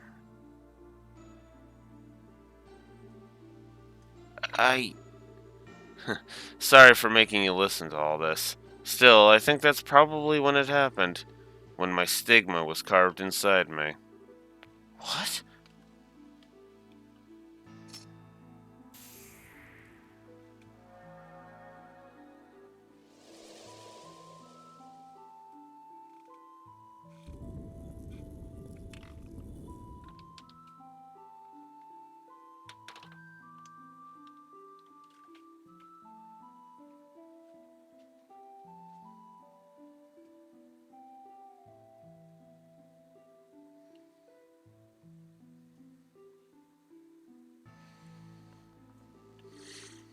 Where are we? Who would have thought a place like this existed under an orphanage? This was where I finally caught up with the Jaeger who had you with him. He probably didn't think anyone was going to come after him. The second he saw me, he panicked, and putting his gun down, he ran over to this pedestal right in front of us.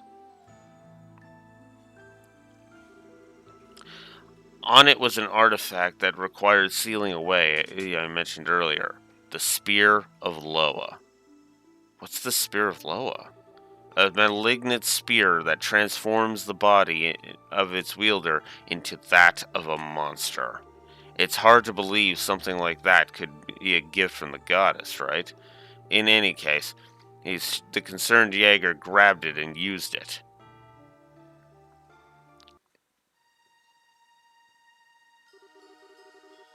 I didn't stand a chance. Much as I tried, I wasn't any match for the inhuman monster before me. He knocked me to the ground and then went to raise the spear against the still unconscious you. That's all it took.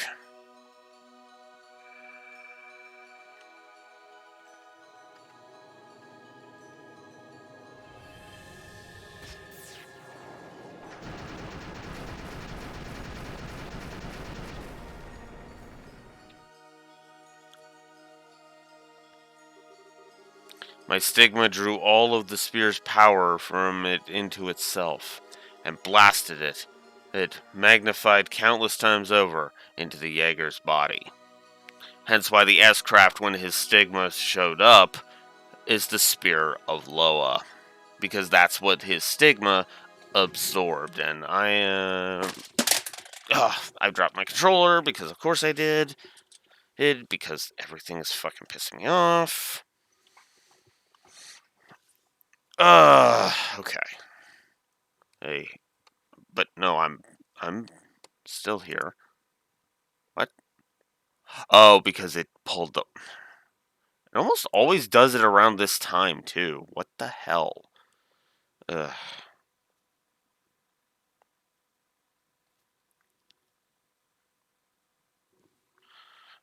Anywho.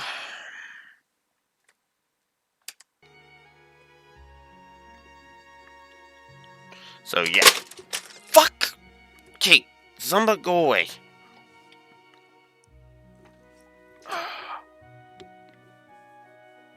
Ugh. Can everything just stop trying to piss me off for 2 seconds? Ugh. Fuck.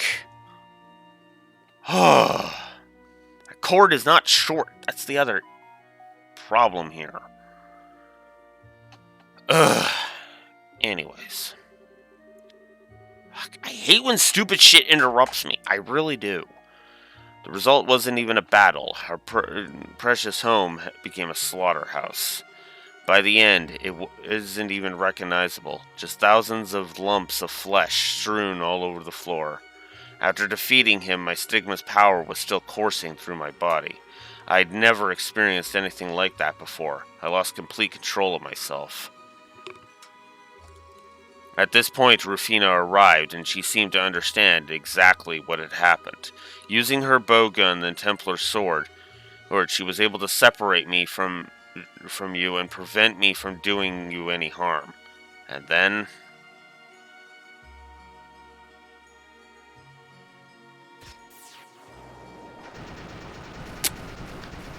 Yep.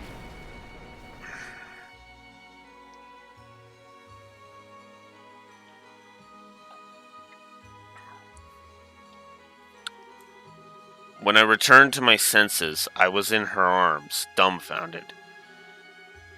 Her body was full of holes all over, but she hugged me as tightly as she could. That's when she drew her last breath.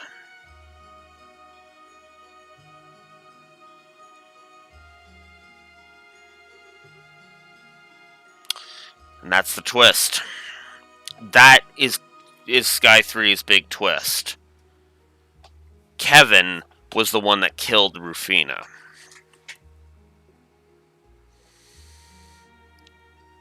Kevin's stigma went out of control because he didn't have control over it at this point. And it made him go on a rampage. Excuse me, god damn it. And when that rampage finally subsided,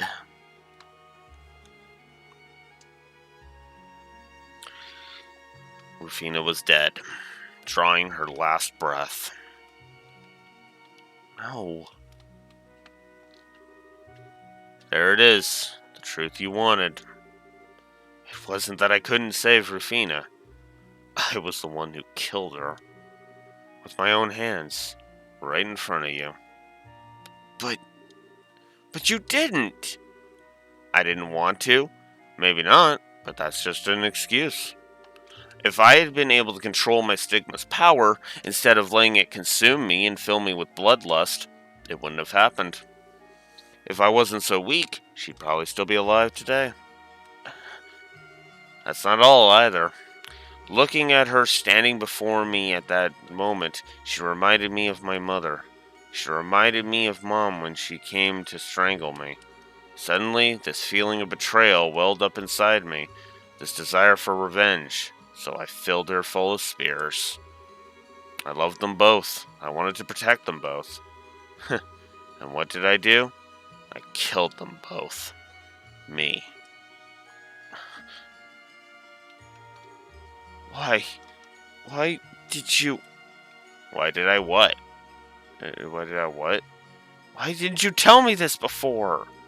5 years apart, and this is the first time you're telling me this? Sorry. I know I should have done it earlier. But now I have, and I'm ready for the consequences. So go on. If you want to avenge her, do it. If anything, it'd make me happy if you did. You're so stupid! What are you...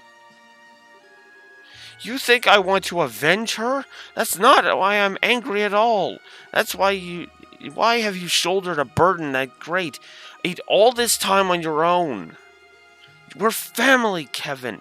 Why didn't you ever talk to me? Why didn't you ever let me hug you? Why didn't you let me do anything to help you? Reese. Reese. I finally understand. I always thought you were hunting down heretics as some kind of atonement for letting Rufina die. But that's not it at all, is it? Come on, Reese. I finally understand. You don't want to atone for anything. You don't want to get rid of your sense of guilt at all. You... That's right. He wants to be punished for what he did.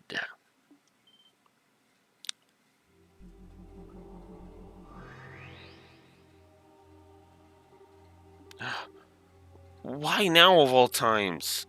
So that's what they look like, huh? You have my congratulations on making it this far. Beyond here lies the seventh plane, the place of my birth, and the foundation of all planes hereafter. Thought so. And judging by how we have to go through here to get there, I was right, wasn't I? Right about what? Allow me to ask you once again. So, Kevin Graham, do you really want to see the face underneath this mask? Damn right I do. Ooh, it's time to take that creepy mask thing off and show us who you really are. Rufina Argent. Twist 2. With pleasure.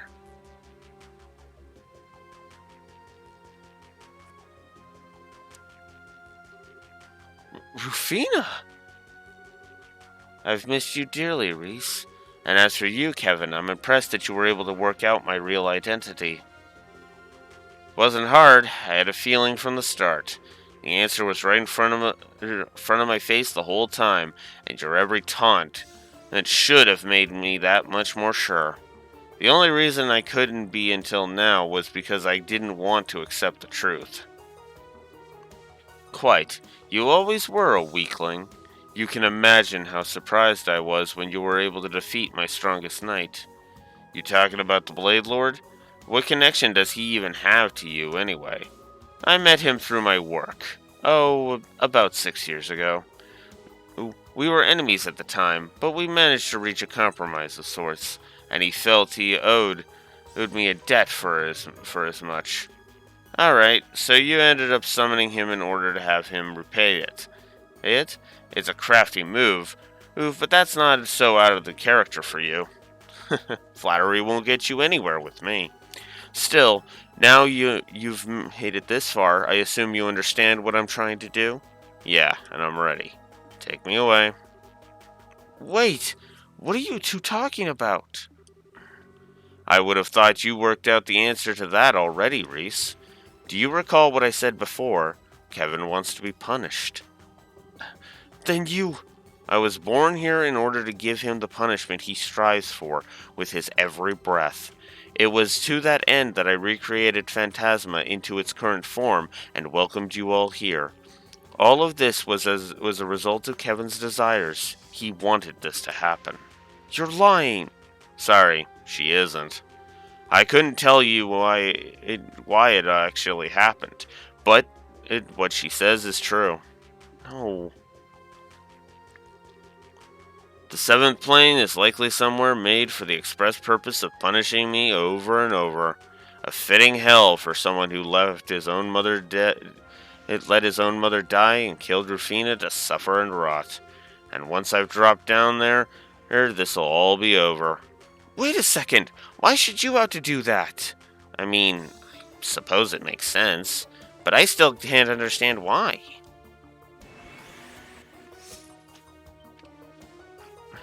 Reese? What do you think you're doing, Reese? That's not a very nice thing to do to your sister. Shut up! You are not my sister. My sister would never do something like this. Never! Reese. You promised me, Kevin. You promised me that you'd never do anything that would make Rufina sad. So what do you think you're doing? How can you believe sacrificing yourself for everyone would make her happy? Reese, stop. Who are you to say it wouldn't? I might not be the real Rufina, but I am a very close copy of her. If Kevin wants to be punished, why wouldn't I want to give him his wish? Because that's not how Rufina was at all. She'd never indulged something like that, not in 1,000 years. Think back to when you first met us, Kevin. You'd given up on the world, like you just wanted to disappear. But did she let you do that? No! She forced chocolate down your throat and dragged you right back into the real world, even when you didn't want to, whether you liked it or not.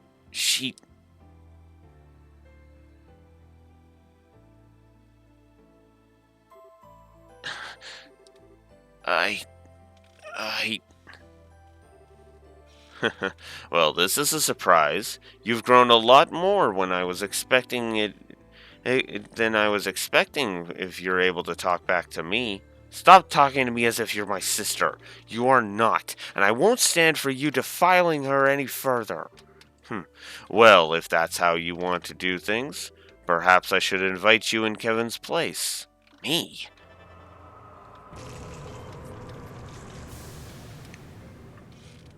No!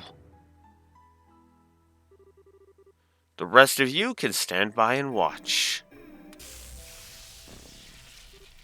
Ugh. Ah! It's the evil eye! Reese! Stop this, Rufina. She's got nothing to do with any of this. Oh, but she has. Consider this another part of your punishment. After all, if she suffers for all eternity in your place, that's going to make your suffering all the more potent, isn't it? Please, go ahead and do your worst. Oh? Reese? Drop me wherever you like. I'll live. I'm never going to let Kevin be alone again. I will come back to him. Fighting words, my sweet sister. We shall see whether you can make good on them.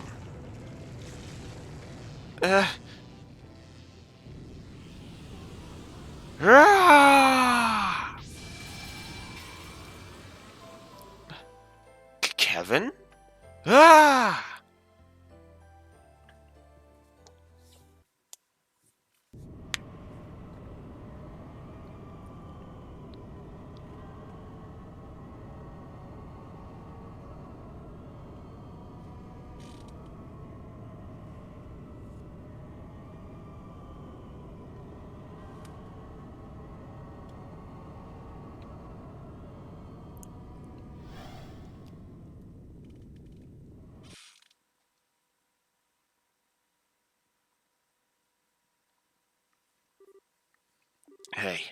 Hey, Reese. Like, Kevin?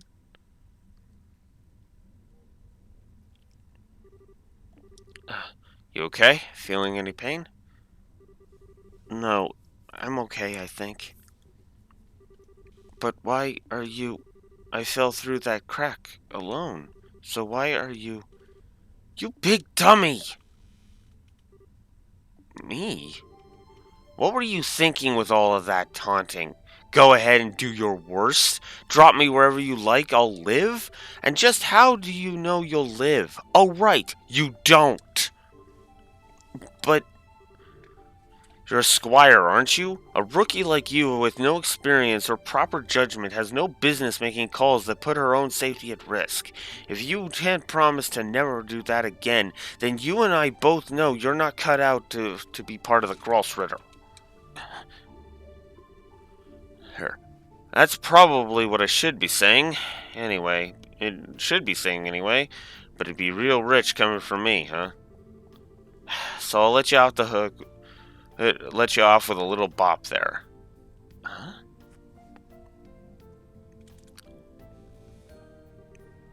Look around us.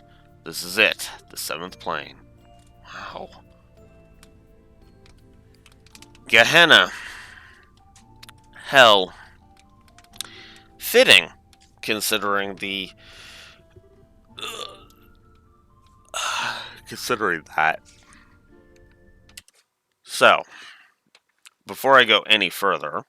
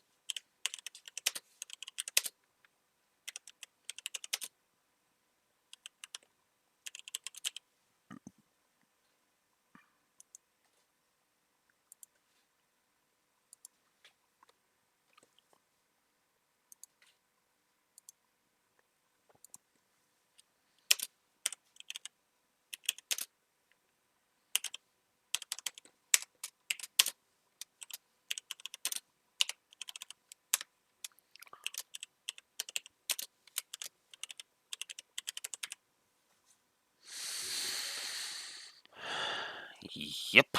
Alrighty. So,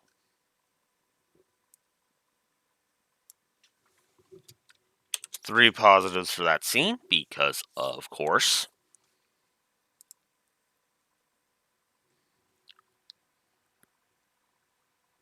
God, the story positives have almost equaled the story or the gameplay negatives. I mean, but the difference is that there's been plenty of gameplay positives as well. Oh, so wait, where are we at here? So that's 102. Yeah, I think we actually have gotten it net positive now. Yeah, yeah. The gameplay has actually caught up.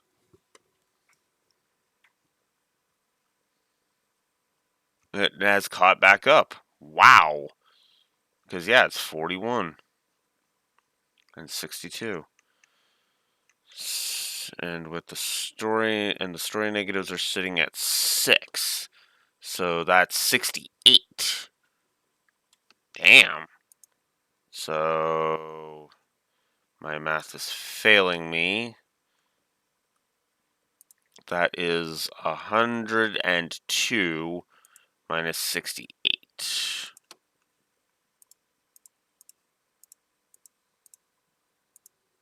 Well, I guess it was always net positive, actually, now that I'm thinking about it.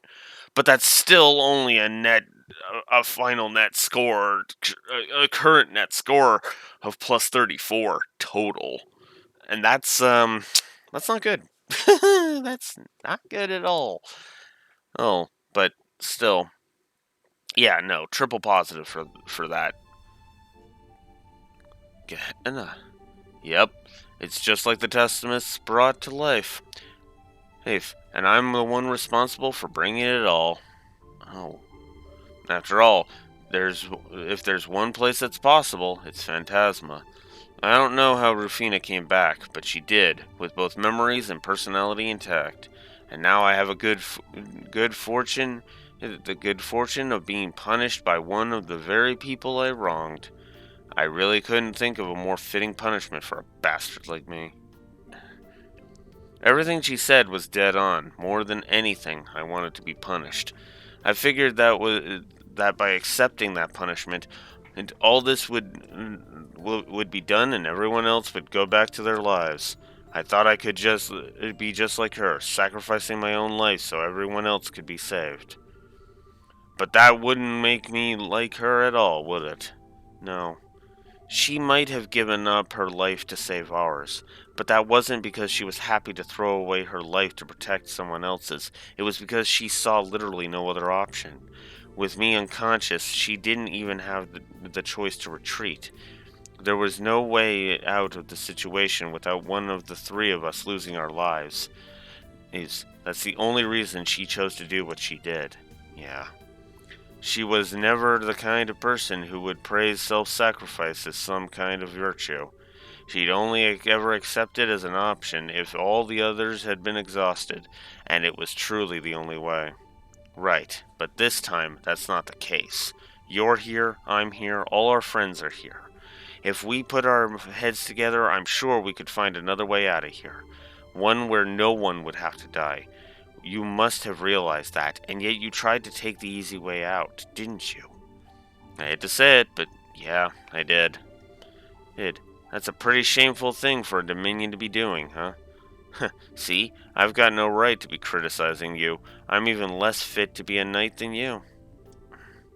Still, standing around lamenting our own feelings isn't going to get us anywhere. So if you're up for walking, let's get ourselves out of here. Come again? And what are you looking so surprised for?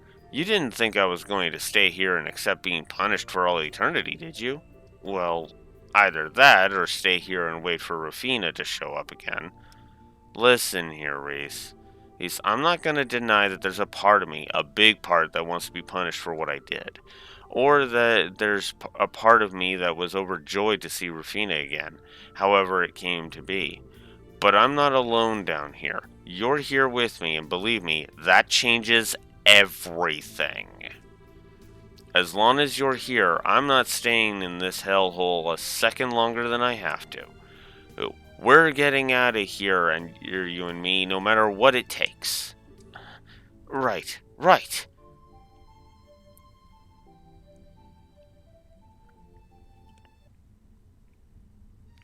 Alright, so now we're here in Gehenna. So, yeah. So we have rest points, so that's good. We, however, cannot warp anywhere as we do not have the power of the cube aiding us. One thing I want to point out, though, because there is a plus I want to give, a double plus actually I want to give.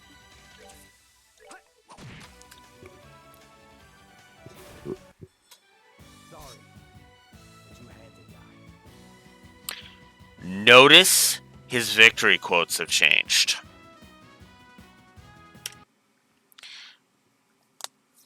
This is exquisite gameplay, story, and integration.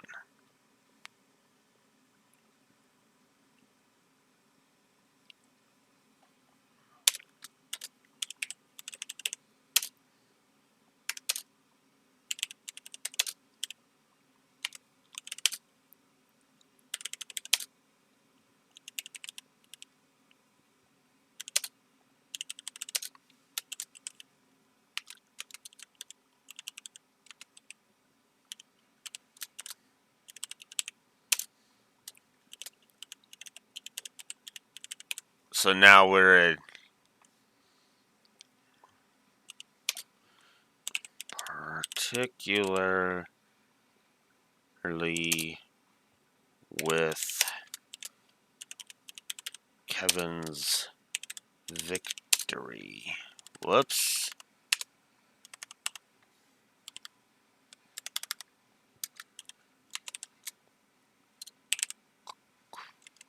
Quotes.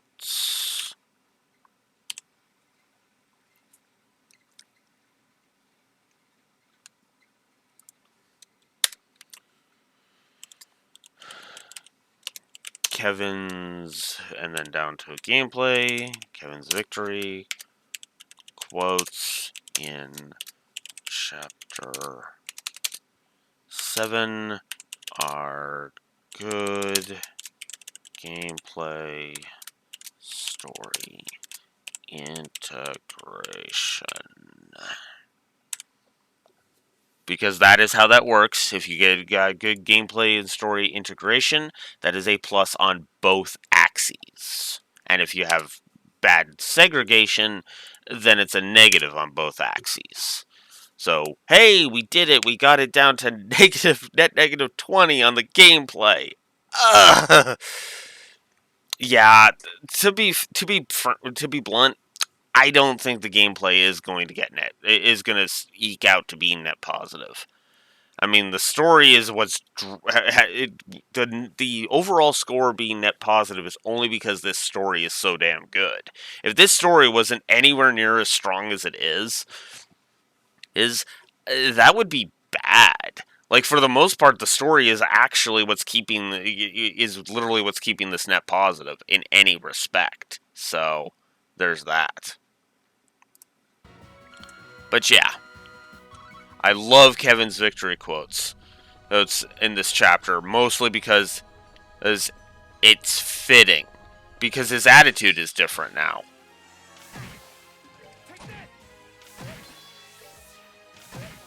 Also, notice Rufina's portrait has changed.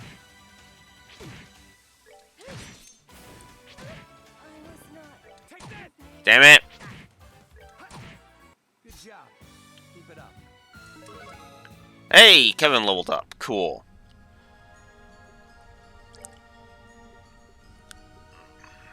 I'm gonna have to equip Iptida when we finally get back to the garden. There we go. Alright. A celestial bomb. That's good.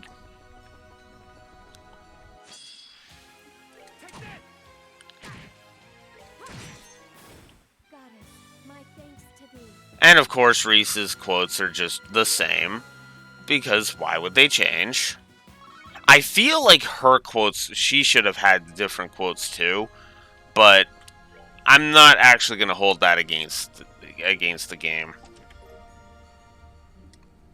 Hey, we have a new weapon for Reese. Cool. 100-point increase and 200 points to her arts. So that's cool.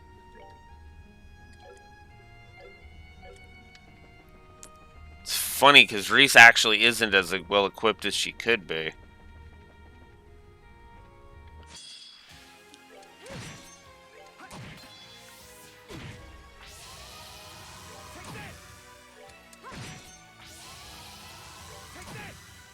Stay alert. This ain't over. Oof, that guy gave some really good exp. Damn. Rufina's leveling up from this one. Only once, though.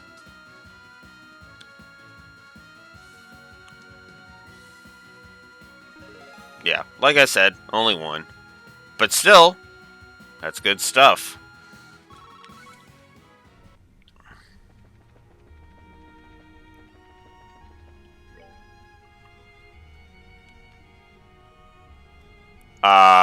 Wait. I think there's somewhere I need to go back there. O pitiful souls, may you rest in peace. And I am starting to think the Scaling Axe should go back on to the negative. The reason I took it off originally was because, no, actually, they actually do kind of use it utilize it good for catch-up mechanics, to the point where you can have like one weak person. Will you stop attacking Rufina? God damn it! Seriously, that was like 6 attacks in a row on Rufina.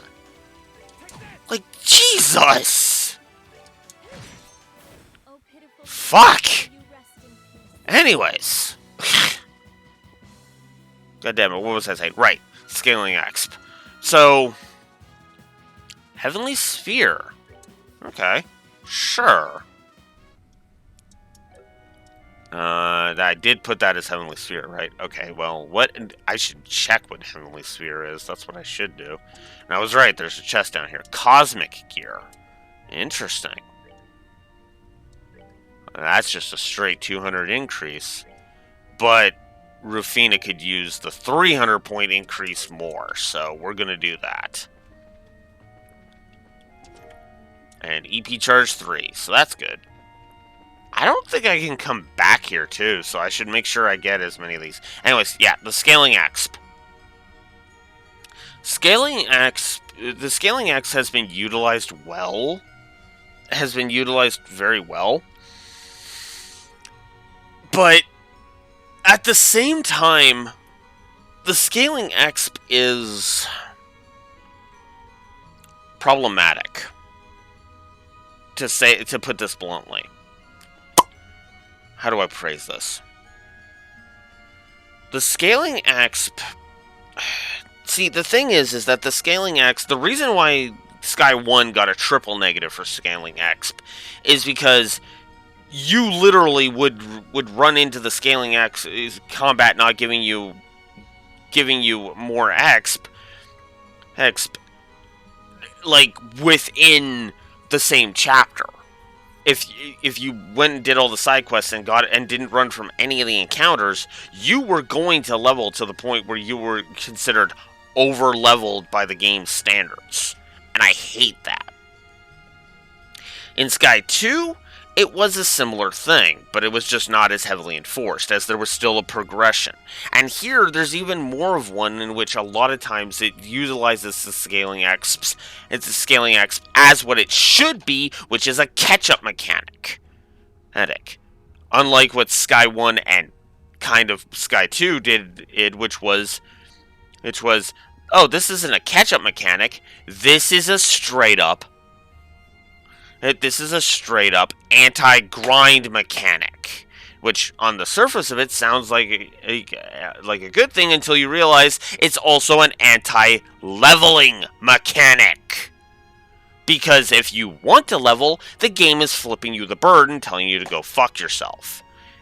If you don't, and you just want to go through the game, it's fine. And again, all of this could be fixed with a simple toggle.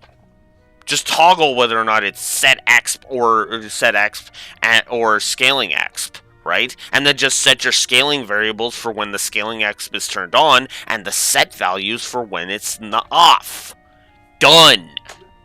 That way, crazy people who want scaling exp in their games can have their scaling exp, and guys like me who want to actually max out my fucking characters for the fun of it can max out the characters for the fun of it.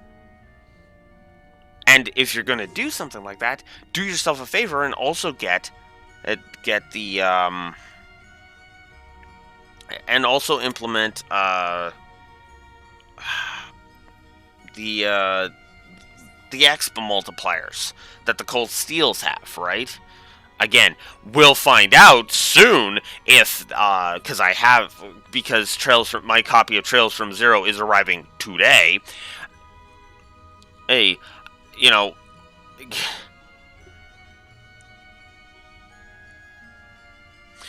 the scaling exp, have the scaling exp kind of be a mechanic that you can work with, and they have the exp multiplier, so that way even if the set exp is like 1,000 when you need like 30,000 can then be mitigated, because then you can times that 1,000 by like times 3 or whatever, and then that decreases the grind, as an X multiplier is designed to do.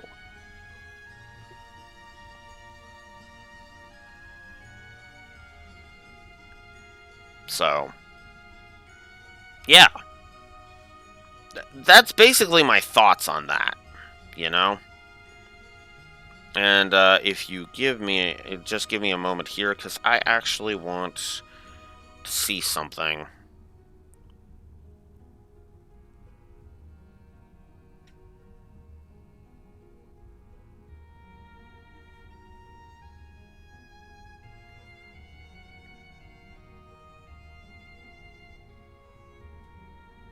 Actually, I could just do that.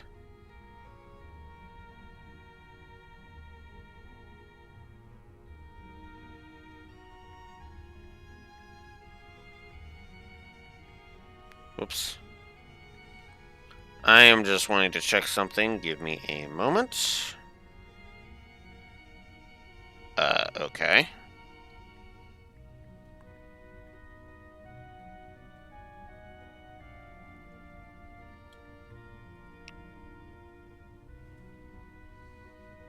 What? Okay.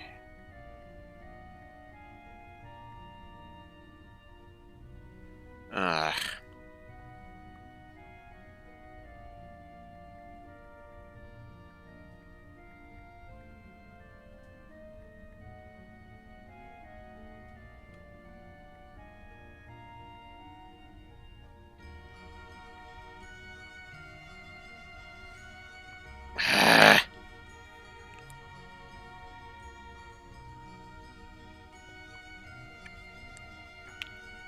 Give me a moment.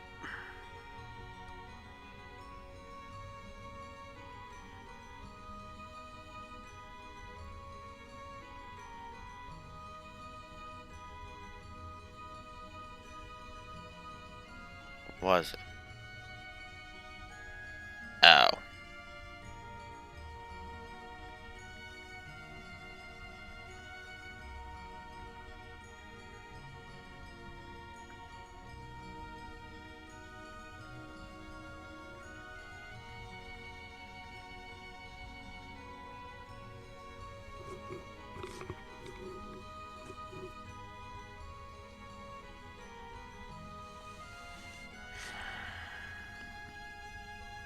Okay, now it should work.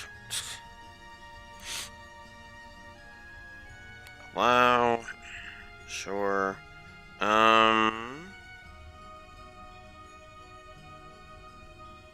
There. Sorry, I just wanted to check something on a thingy. Oh, right. I need to...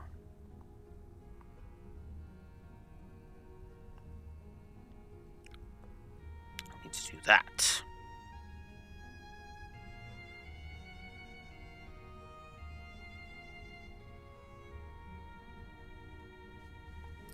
Sorry, just checking something here. Okay, why am I not seeing it? Did you remove that again in Skip? Okay. Looks like you didn't.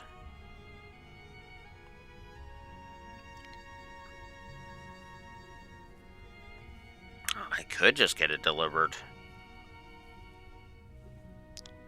Okay, though, but it would probably just be better if I went and got it.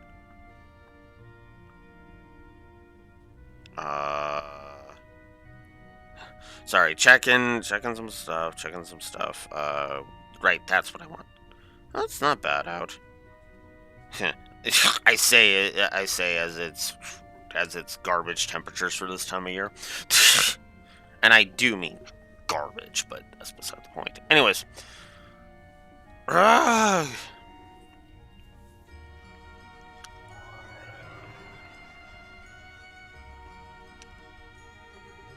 Kevin Graham, you son of a bitch!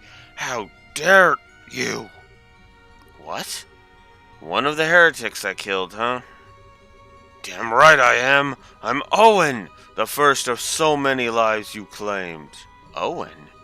He was a bishop in the Congregation for Divine Worship. He was also the one who hired those Jaegers to attack Astor House, all as a pathetic act of revenge against being exiled for corruption. Him? Like he says, he was my first target after taking up the role as a heretic hunter. And, I never thought I'd have the chance to see your ugly mug again. How's it feel to crawl up around in this flaming pit for all eternity, unable to even die or to break free from it all? It's hot. It hurts. I hate it. I hate it. It's hot. I hate it. I hate. I hurt. Hate. Help me. Hot. Hate. Pain. Hate. Help. Hot. Hate. Pain. What a pitiful sight you are now. Well, hey, I guess you've suffered enough. Enough that I can put you out of your misery. No more heat or suffering for you. Just a quick death and eternal rest as a Grimorum. Or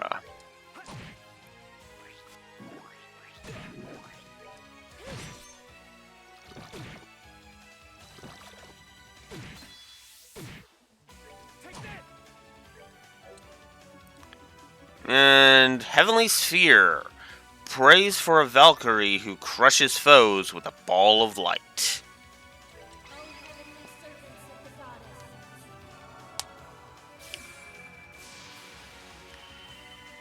Come down and purify this blackened earth. Thy will shall be as light, and if thou art truly Sephian guardians, grant me strength.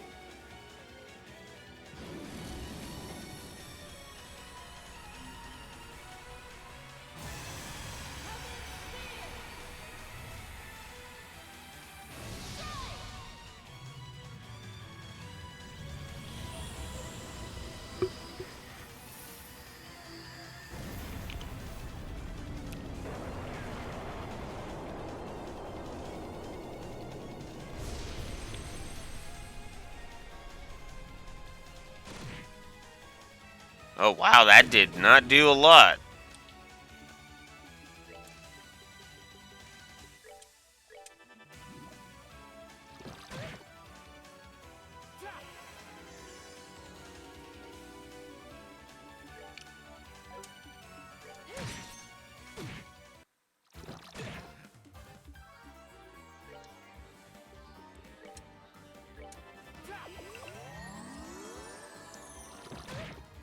Ugh. God damn it. Okay.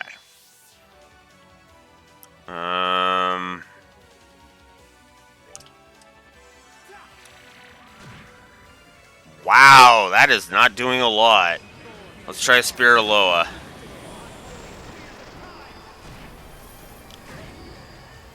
God damn it. And will you stop splitting?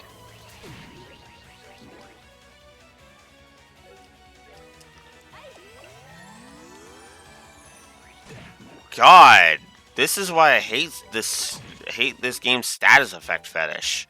There's so goddamn much.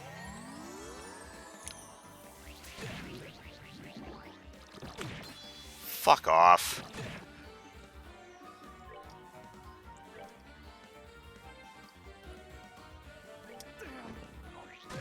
God damn it. Mercy. Fuck.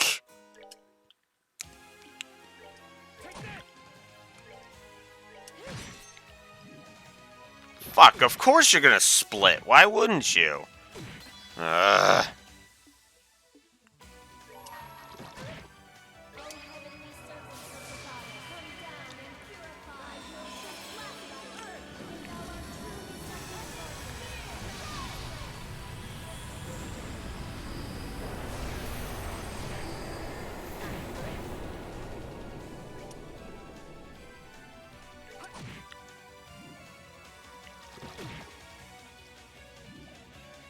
guardians. Oh my god.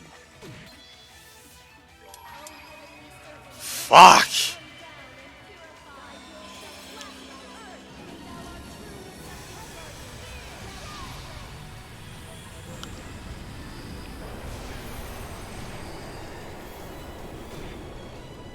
Fuck off. Oh, I hate that garbage.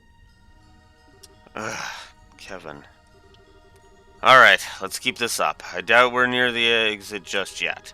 We can't dawdle here for too long.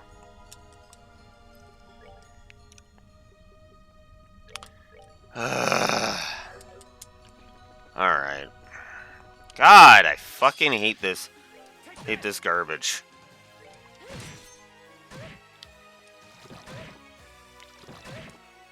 Will you stop gaining 4,000 goddamn turns before I get a single one?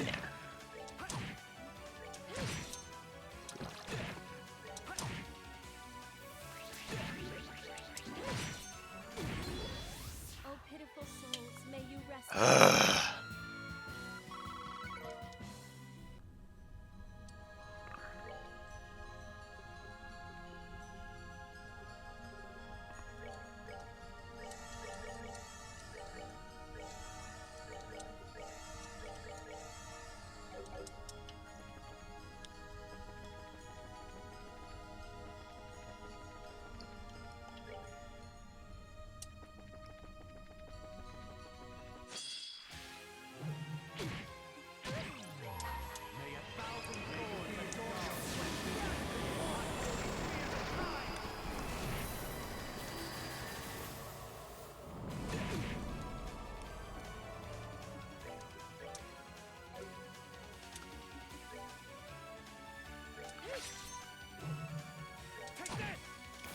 Stay alert. This ain't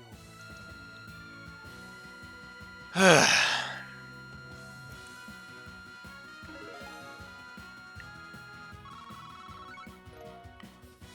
She's only at level 123. Ay, ay, ay. Although, as we learned from Campanella's quiz, the max is 149. So still, you know, being 25 levels from the end is not bad. Of course, you're gonna guard against that. Why wouldn't you? Sorry, but you had to die.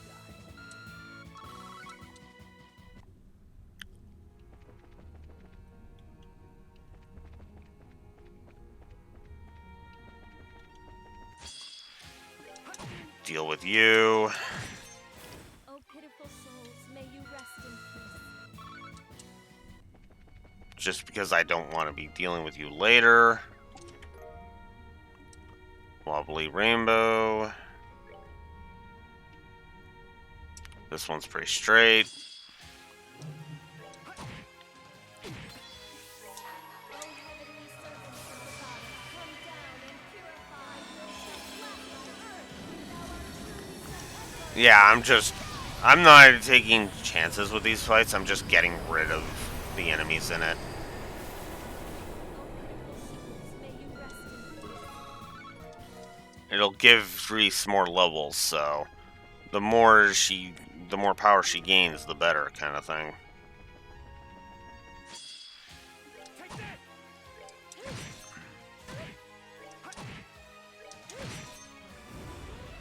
Oh, pitiful souls, may you rest in peace.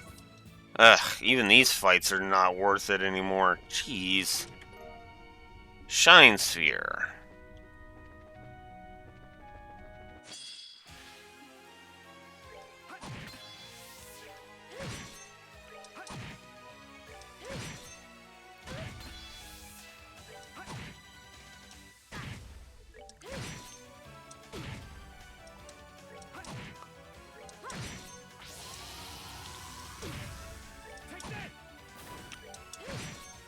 Goddess, my thanks to thee.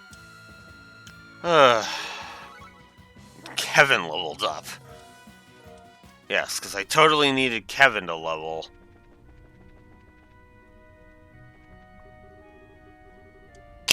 Ah!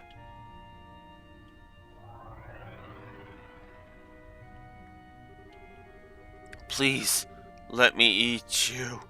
I'm so hungry. A child? His name's Elmer. He was a young boy turned into a flesh-eating monster by a fanatical devil-worshipping cult. They did it all through a ritual involving artifacts. I tried everything I could to save him. Every kind of thaumaturgy, energy I could think of, but eventually, the only option was to put him out of his misery. No.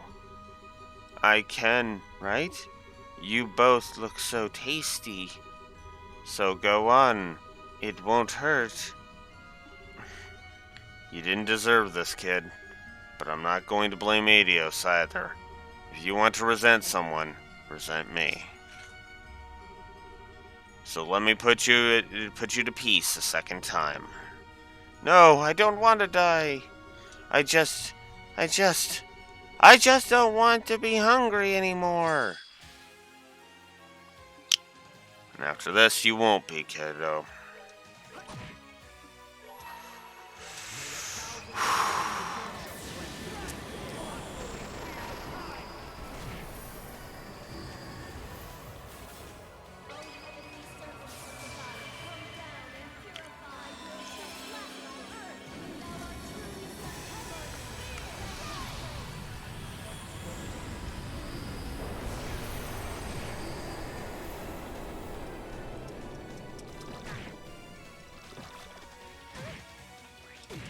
Will you stop getting 4,000 fucking turns before I get one? God, this is so annoying.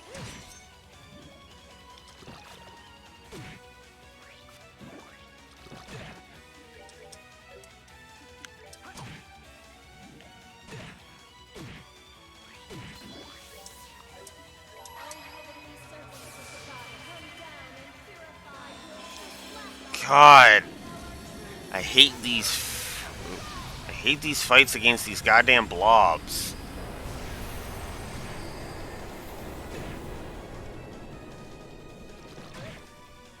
Of course.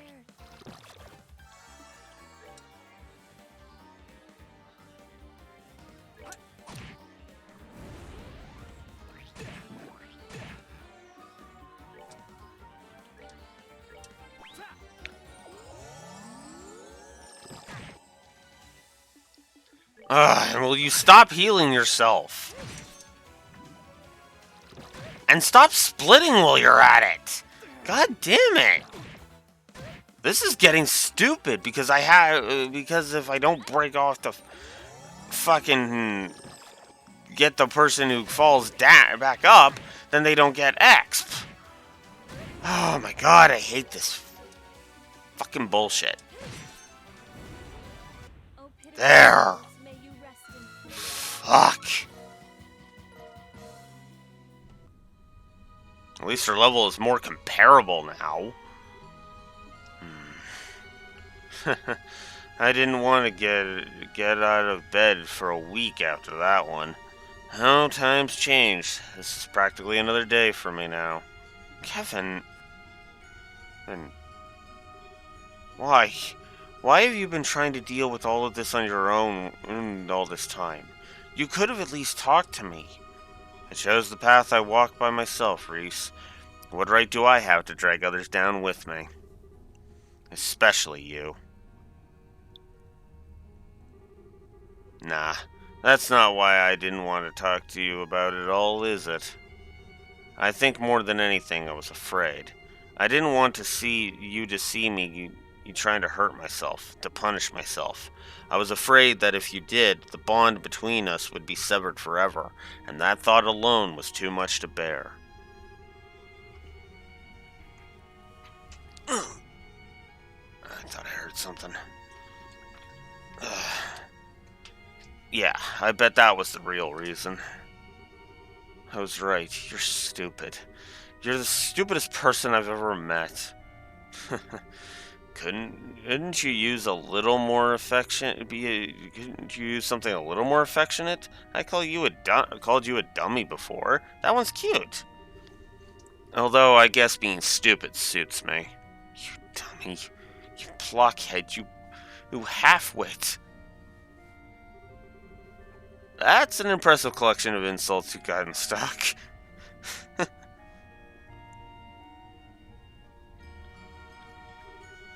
You okay now, Reese? I'm fine. You don't need to worry about me. I'll do all I can to get us out of here. So I don't want you to worry about me. I want you to rely on me. Okay. Okay. Ugh, another one.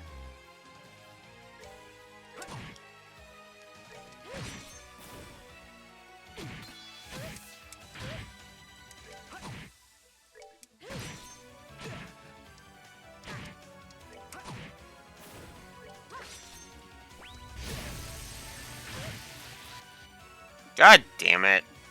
McGame.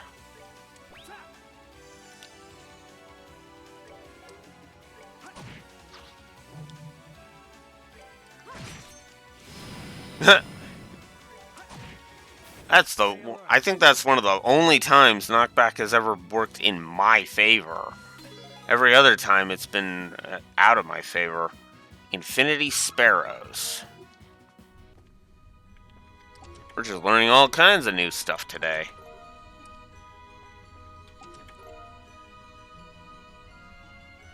Brigatario and Dragon Boots.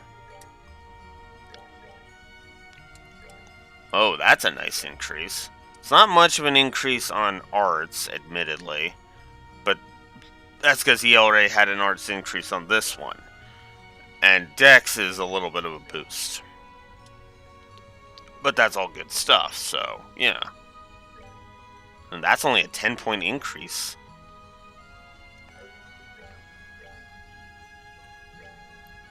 That's at least a 60-point increase and a 2-point increase in moves, so yeah, we're doing that.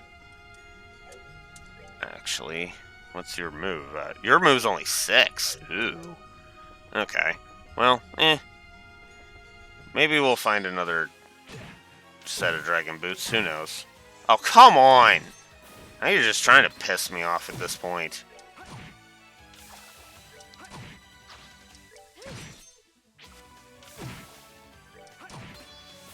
Now you're really starting to just piss me off, game. Come on! Ugh, I hate Vanish. You know, Vanish wouldn't be so bad if it didn't drain all your goddamn EP while it was at it.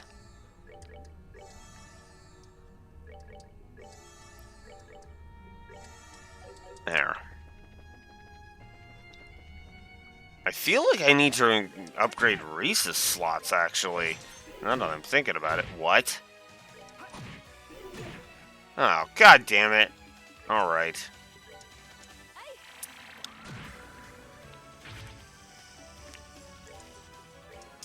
Well, good thing I healed up my thing.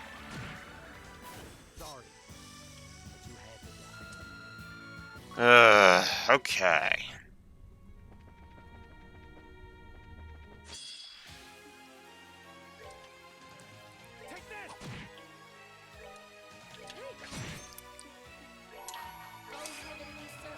And yeah, we're just not gonna take chances with that.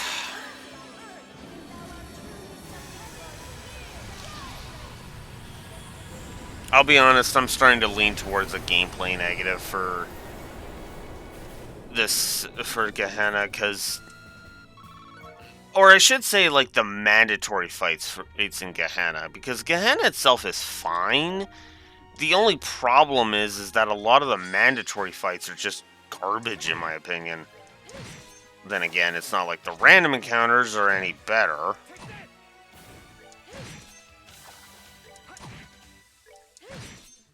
Goddess, my thanks to thee.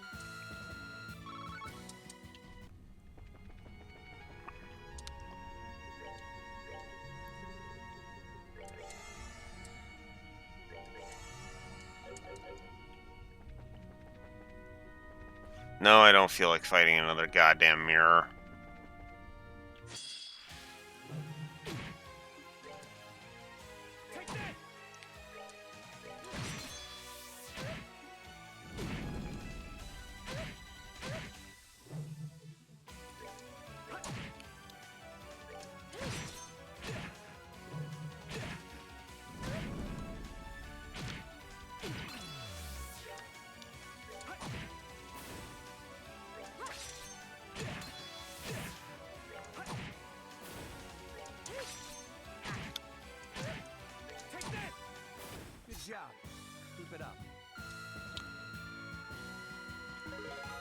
Alright. 128 for Reese. Cool.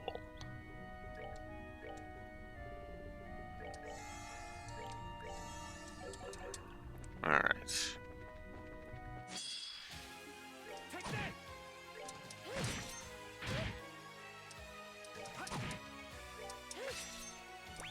God damn it, that stupid hit rate is starting to piss me off. Again.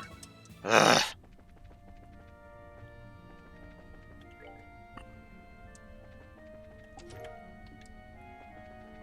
Actually, you're worth good X, so let's get you going. Oh, pitiful souls, may you rest in peace.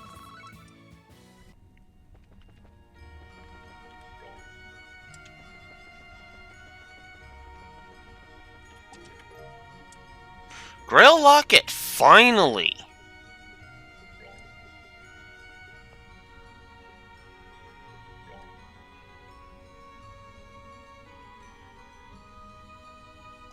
Reese seems to be getting it the most, so we're gonna give that to her.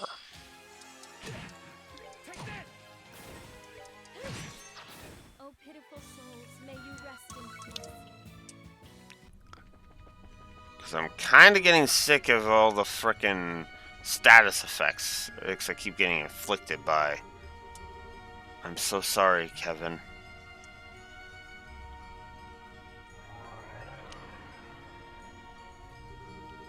I failed as your mother. But I'm so tired. So tired. Mom? Is this? At least this way. At least this way. The two of us can...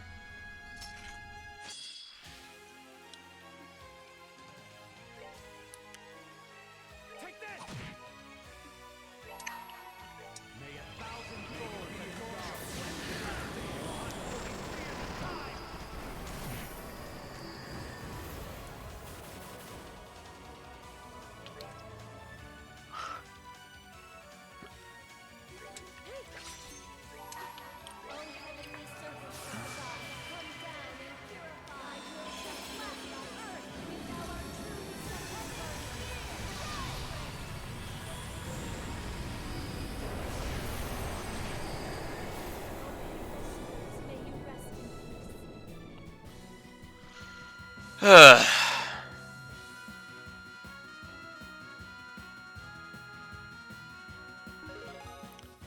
And Reese got a level from that. Barely, but she did. And Kevin's like right beside a level. Are you kidding me? Ugh.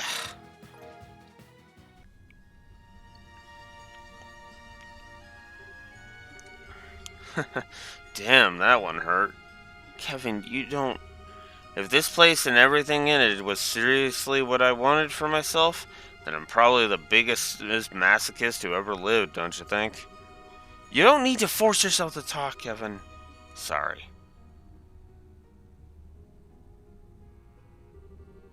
I suppose this moment had to come sooner or later. I've been running away from Mom's death ever since the day I lost her, always so desperate to look away from it all. But now, I feel I can finally accept what happened. You're sure? Yeah, I'm sure. Let's get going, Reese. There'll be plenty of time to be sad after we get out of this place. Right now, we need to concentrate on living enough to do that. Okay.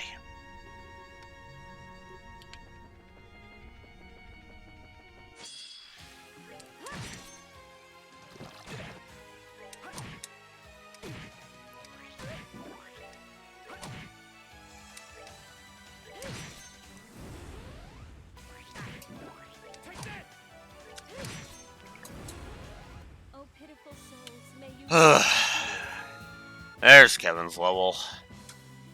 God. At least I'm gaining some Septieth out of this. So that's good. Now we're starting to see some of the ads from previous boss fights. Goddess, my thanks to thee.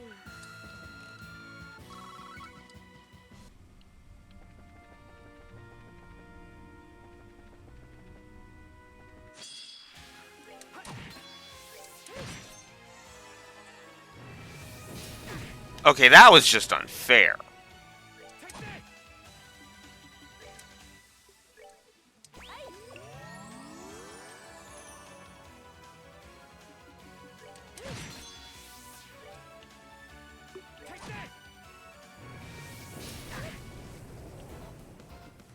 Okay.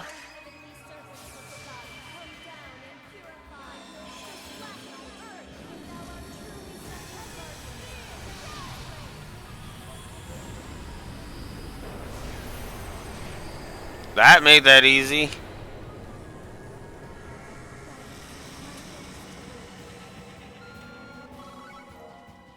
Ugh. God. So we've got sub-bosses basically in here now. Ugh.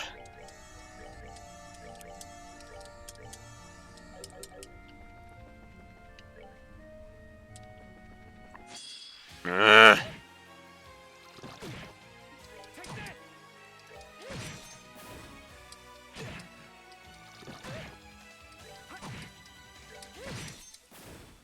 I hate that these things can absorb CP.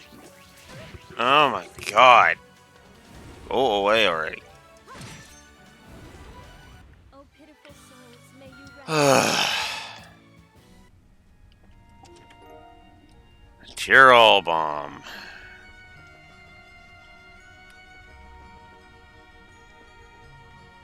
Ah, fuck off.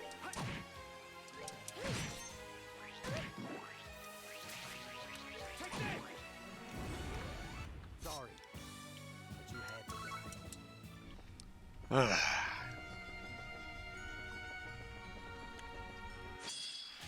God damn it.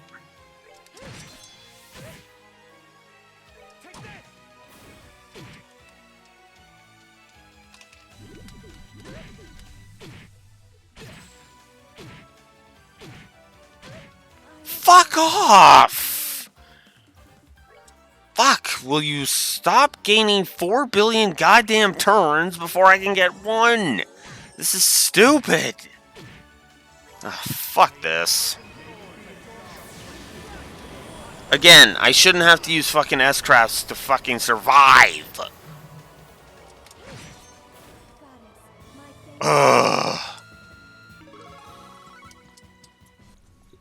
In fact, you know what? Let's check my fucking. Let's check my. Fuck.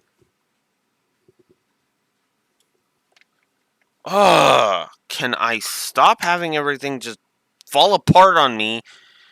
For 3 seconds. God, fucking damn it. Okay. Let's see. Unfield enemies. Yeah, I stand by the 3. Yeah. Oh, yeah, the Arachne sisters jumped that to 3. Yeah.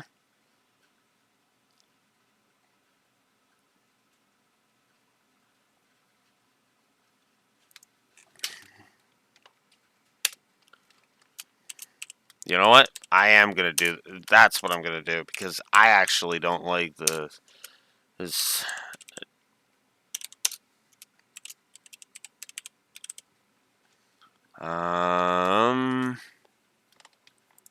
And we'll also up this to 3rd.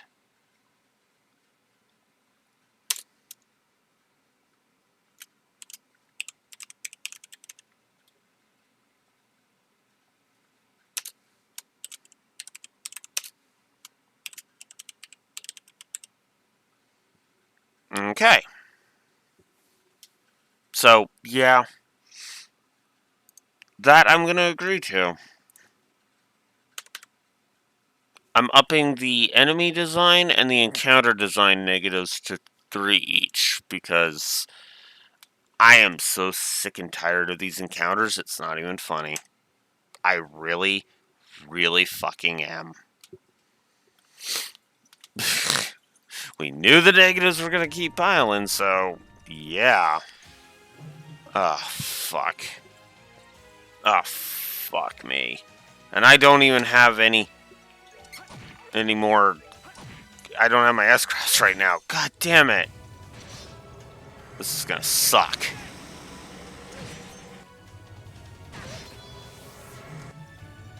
Oh, fuck right off! That is garbage!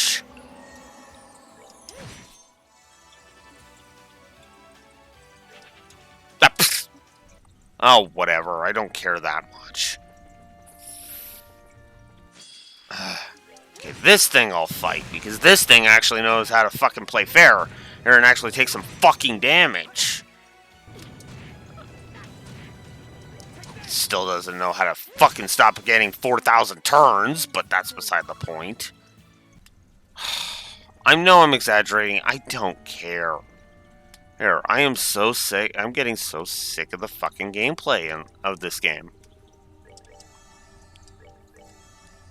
Like, seriously, this game is actually pissing me off just as much as frickin' FF13 did.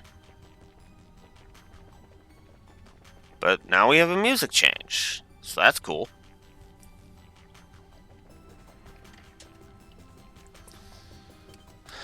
So now we come to this scene. Oh, we're at the exit.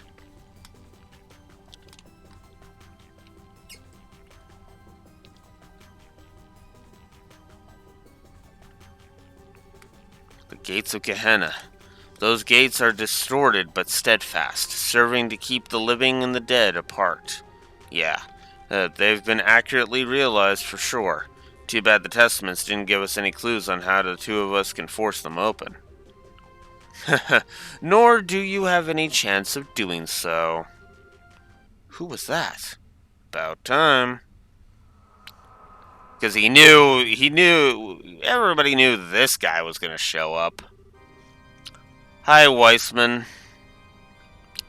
A pleasure to see you again, Kevin Graham. I never thought we'd have the pleasure of meeting face to face again. Certainly not in a place bedecked with so many delightful peculiarities. I figured you might show up eventually. With this place being full of people I've killed, you rearing your ugly head it was always a given. Who is he? He's the biggest sinner the church has ever been unfortunate enough to have in their ranks. The bishop of the Congregation of the Sacraments who went on to become an Anguis in Ouroboros. Georg Wiseman, the demon I put an end to half a year ago. That's him? Not discerning your identity was truly my most careless blunder. I never suspected that the priest before me would be the one to inherit the long-vacant position of Fifth Dominion. Life does so love its surprises, doesn't it? Well, that was the point. Me being a Dominion was deliberately kept secret so that I could serve as one of the congregation's trump cards.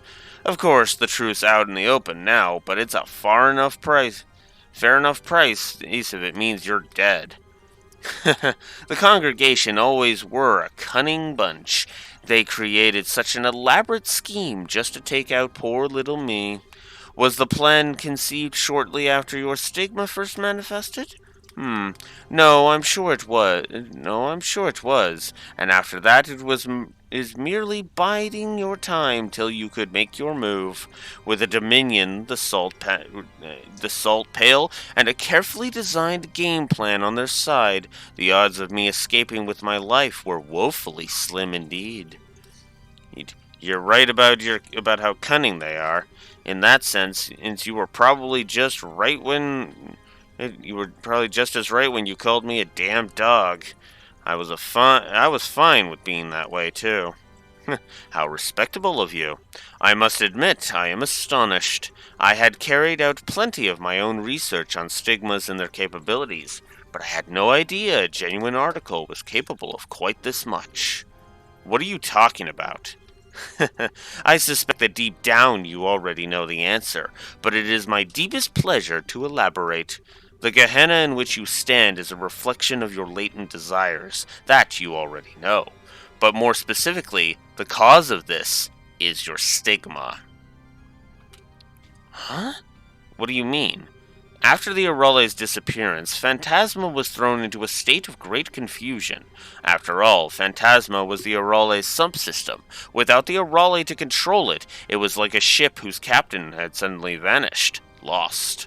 To calm its own confusion, Phantasma sought a new master who could take the place of the Arale and control it. Specifically, it chose the person with the deepest trauma from among those close to the Arale when it vanished.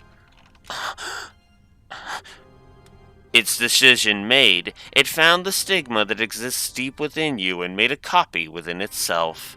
That stigma then manifested your latent desire, Gehenna, here in Phantasma. And that is how both this and the Lord of Phantasma came into existence. So this is the reveal that, yeah, what actually caused the Lord of Phantasma to appear in the first place was Kevin's stigma being copied by the Arale.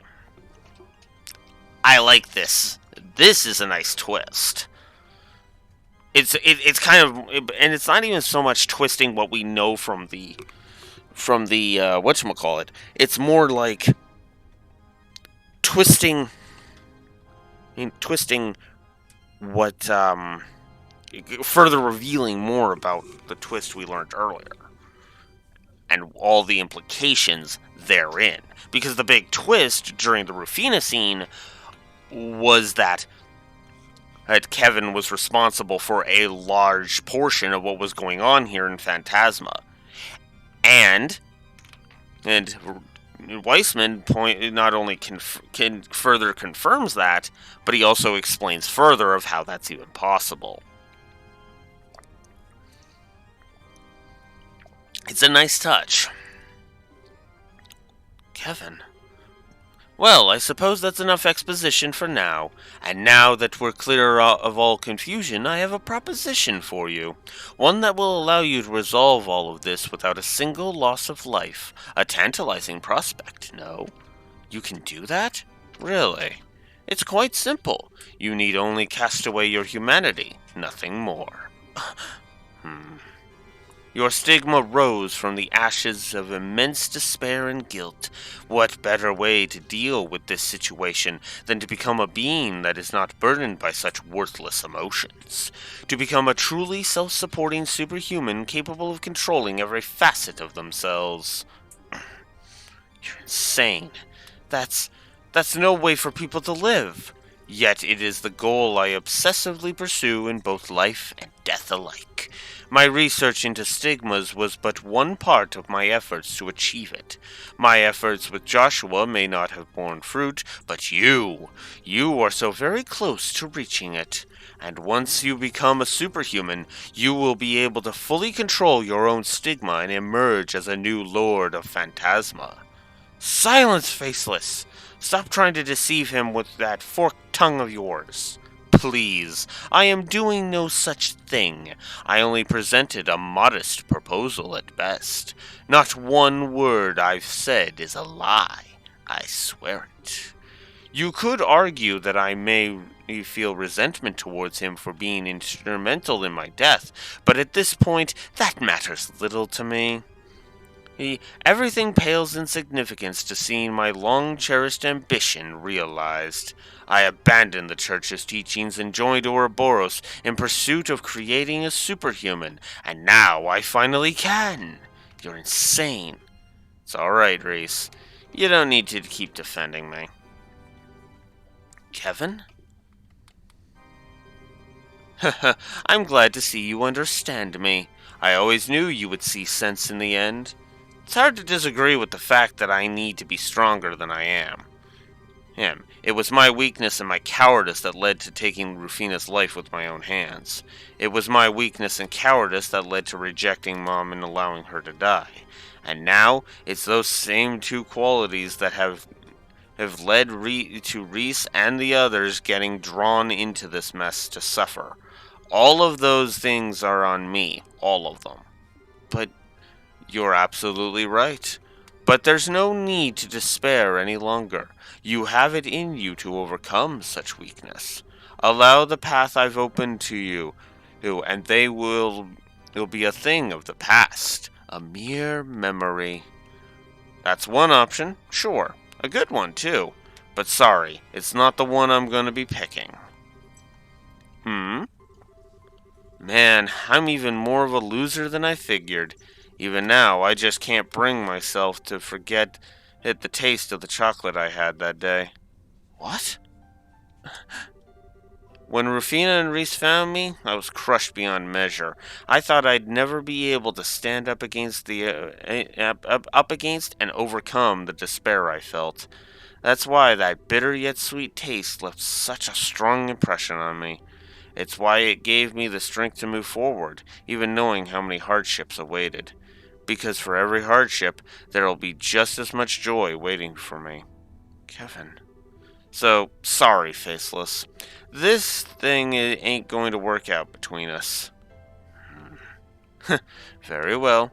I'm not about to force you to change your mind, but let's see how far such pathetic sentimentality will take you when your lives are placed in mortal peril, shall we?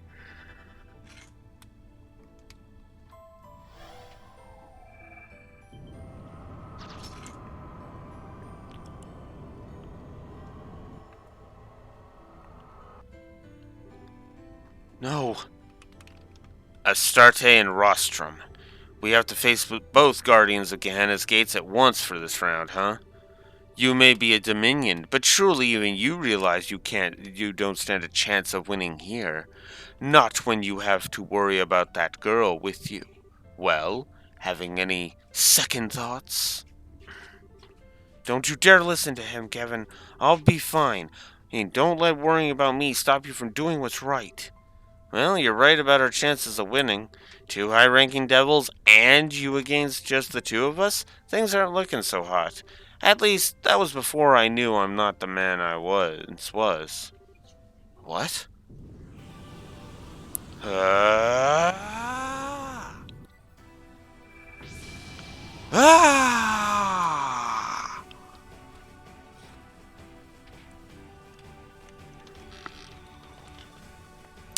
Kevin learned the S-Craft, Spear of Ur. This is a space element attack that hits all foes on the field and is especially effective versus devils. Yes, I want to set that as his S-Break. Wow. Impossible! What is that? This is the other side of my stigma, the light side. Wait, it's been there all along. I was just never able to see it until now. How can this be? Seems like I owe you a word of thanks, Faceless. Turning down that deal you threw out has finally allowed me to gain a little confidence in myself. As a token of my appreciation, you can be the first one to see what I can do, as its victim. I always knew you were nothing more than a dog. Fine, have it your way. Let's see how much of a difference a change of color really makes against such overwhelming odds. I welcome you to try.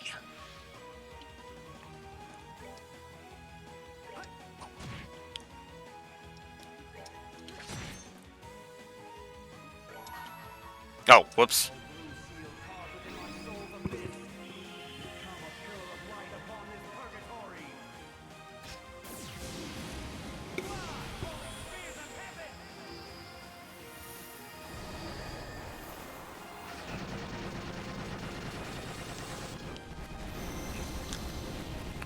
Well, we'll see what 100 CP of it is like. Well, that's not bad, actually.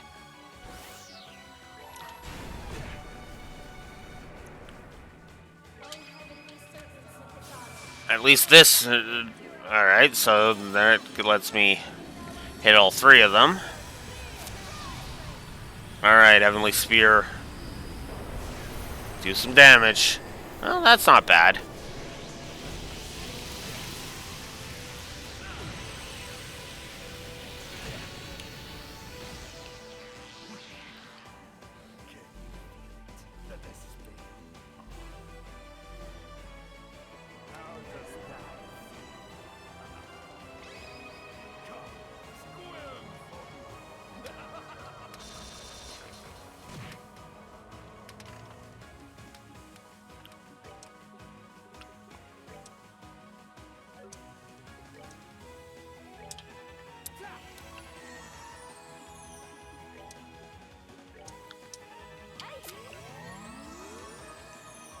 Go.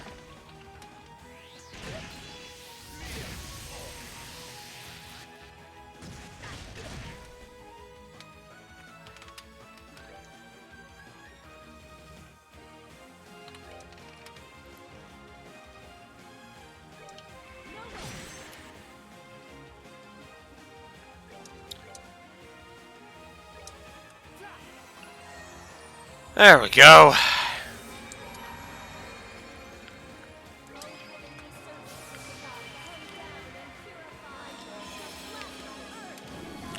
If she's going to go down, I'm taking a chunk of another chunk of health with them, with her.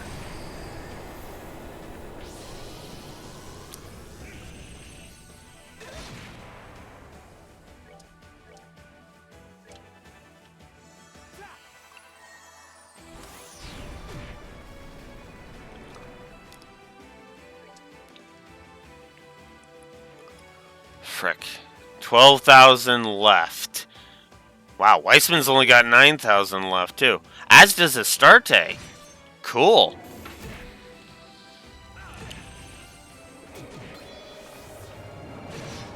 Oh, fuck.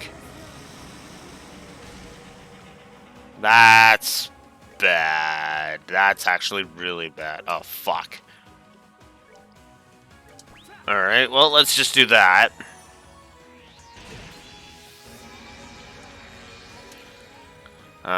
Let's do a Curia bomb first. Or, you know, I could do this.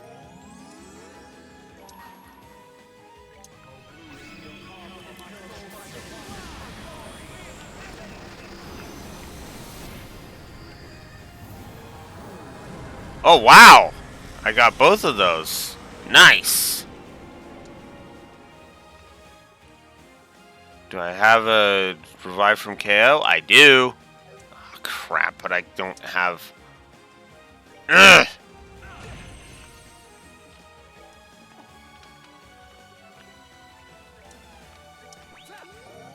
There we go.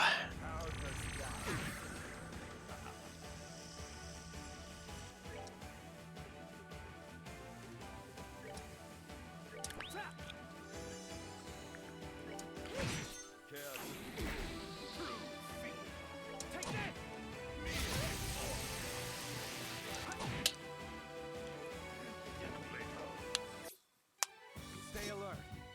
This ain't over. Okay. So, in complete contrast to the last time I fought those two fuckers, and this is gonna seem so weird. This is gonna seem so weird, because the first time we fought,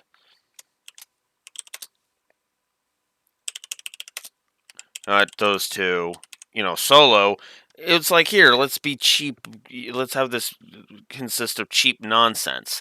This fight? This fight was actually fair for the most part. Weissman and the two gate keepers in Gehenna is actually awesome in contrast to when you fight the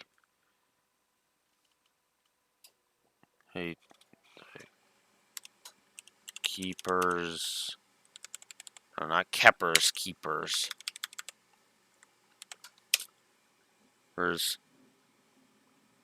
Individually.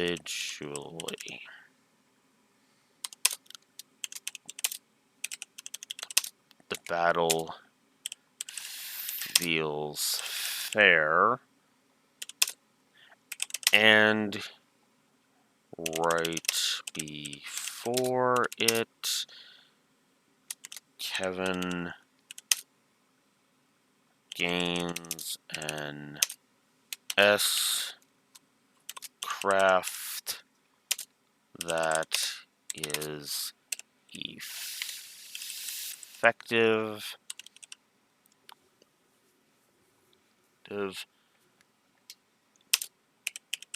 against them. Also, Weissman plays just as fair as he did in his human form in Sky 2. Great stuff.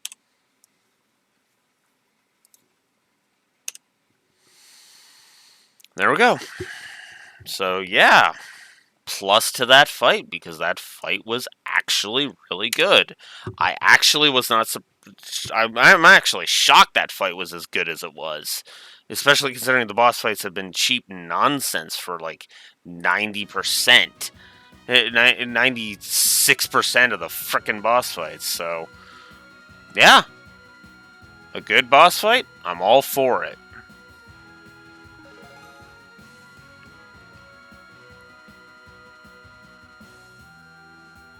It's weird that didn't level Reese up, but whatever.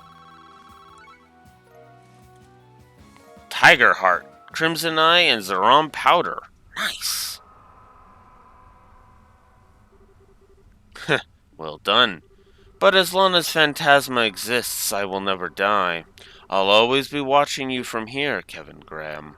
Watching to see just how long you can continue to desperately play tough before accepting the reality around you.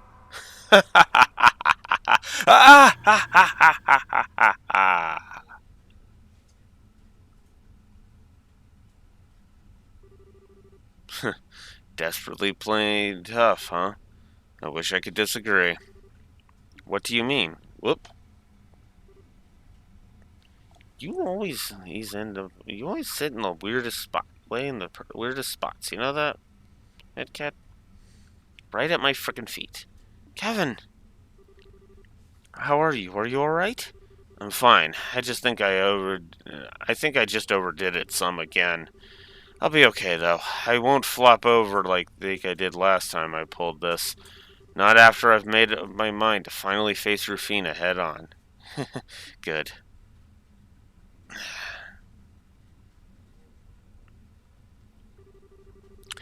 Still, we might have beaten them, but we're not really in the best situation here, are we? Hey, how are we even supposed to get that door open? I don't think we're enough to get it to budge. Yeah. But we've come this far. We can't just give up. I think we're going to have to destroy it. As usual, you mind if we at least try something else before resorting to rampant destruction? Besides, I think this gate's the most important defining structure down here. Here, what makes this a replica of Gehenna more than anything? I can't see it being very easy to destroy. Hey! Hey! That sounds like... Is this a joke? What the hell is Gilbert doing here? Oh my god. You know... Oh my god. This... No. Ugh. I've never been so happy to see someone in my life. Uh-huh. And once again, you go out of your way to defy logic. We found you in some weird-ass places, but this one has got to be the weirdest of them all. How did you get down here? His presence is more than a little suspicious. You're not working with the Lord of Phantasma, are you? The Lord of what's it? No, forget it. We don't have time to chit-chat. We need to run, now, or we're done for. Huh? What was that? Roaring and the sound of flapping wings. A lot of them. Eek!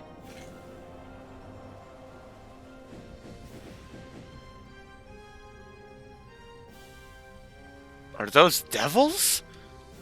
They're not as high-ranking as the two we just beat, but they're no slouches either. Ugh, how are we supposed to take this many on at once? Do something! This is your responsibility! I don't want to die! Not here! And you think we do? I sure don't. Damn it, I used too much of my Stigma's power. I've got to at least try and give these two an opening to get away, but how?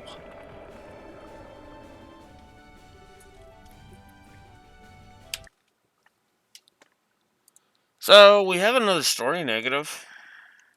In fact, if I haven't given him 3, he's up to 3.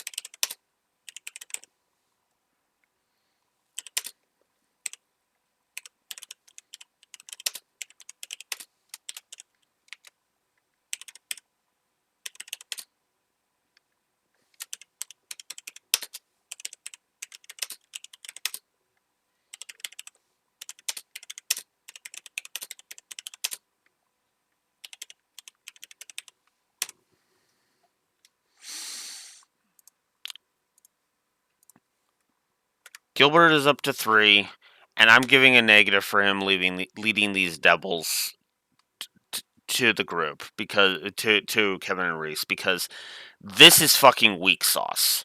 Oh, they need we need to have a group of devils come and attack Kevin and Reese. Reese, how do we do that? I know. Let's have fucking Gilbert show up out of fucking nowhere to pull a twist of this is gonna be comedy. Nope, it's serious.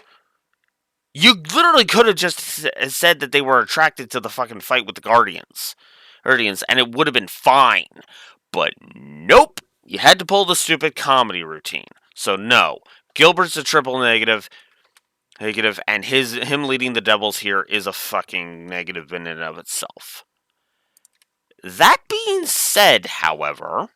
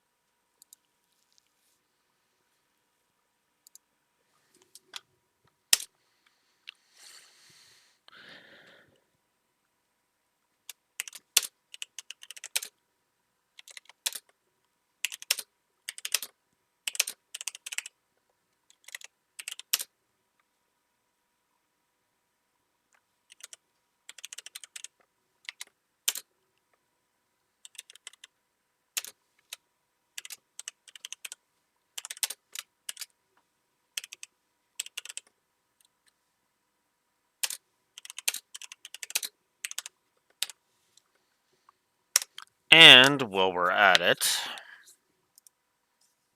whoops.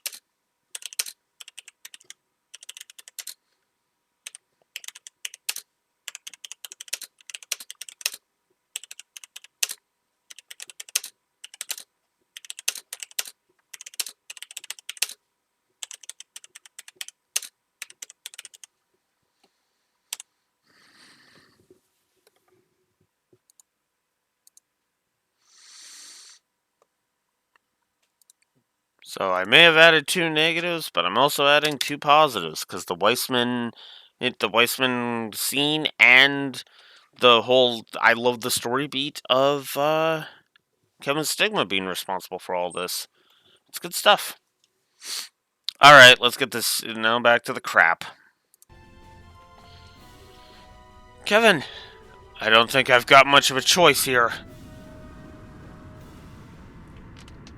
Oh yeah, yeah. Okay, so I wrote in the document that the cavalry moment, despite the cavalry moment, I hate this, and it also happens right. It is right after Gilbert leads the demons too, which is just piss off. Kevin, Reese, are you okay? Thank goodness we made it. What is this place? Hell? Oh my, this looks like a one-to-one replica of Gehenna. My compliments to the designer. Nice to see you two hanging in there. I can see we're in for a fun time. Why the heck is Gilbert with you? That's what I'm asking! You guys? Why? After you fell down here, Celeste was gracious enough to search for your location, and thanks to you having the cube with you, we were able to find it. She finished connecting a path here only moments ago. This door will take you back to the garden. Back up to the garden. Really? We appreciate it. I can't believe my luck. Anyway, hey, the talking can wait until then. We'll charge in and try to force an opening in their ranks. You take that chance to break through and get through to the gate. Hurry. Thanks. Truly, thank you. Then shall we begin? A most thrilling dance with devils awaits. Righteousness shall be virtuous. Fall before the blade of Evander. Let's do this. Right.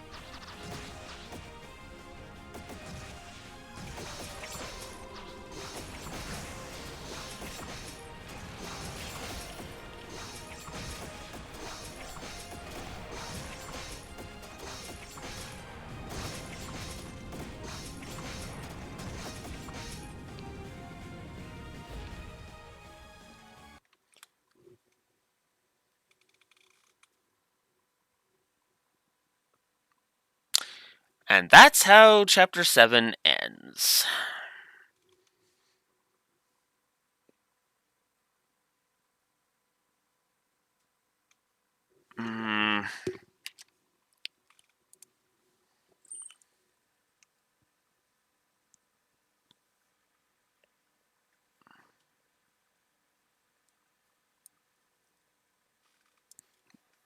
No, I'm going to take that back. I'm actually going to take back what I said at the beginning of Story -8. Because I actually think that was weak sauce. That actually honestly was one of the weak sauce things. So yeah, no.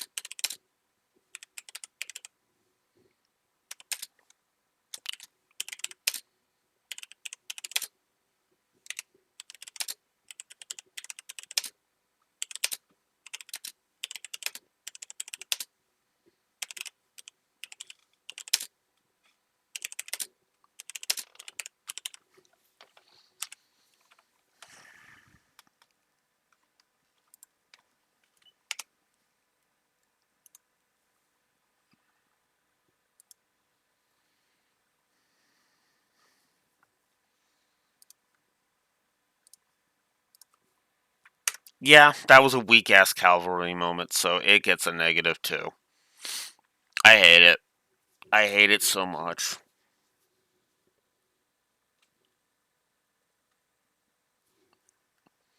Oh well. But there it is. It's the cavalry moment is weak sauce, and yeah.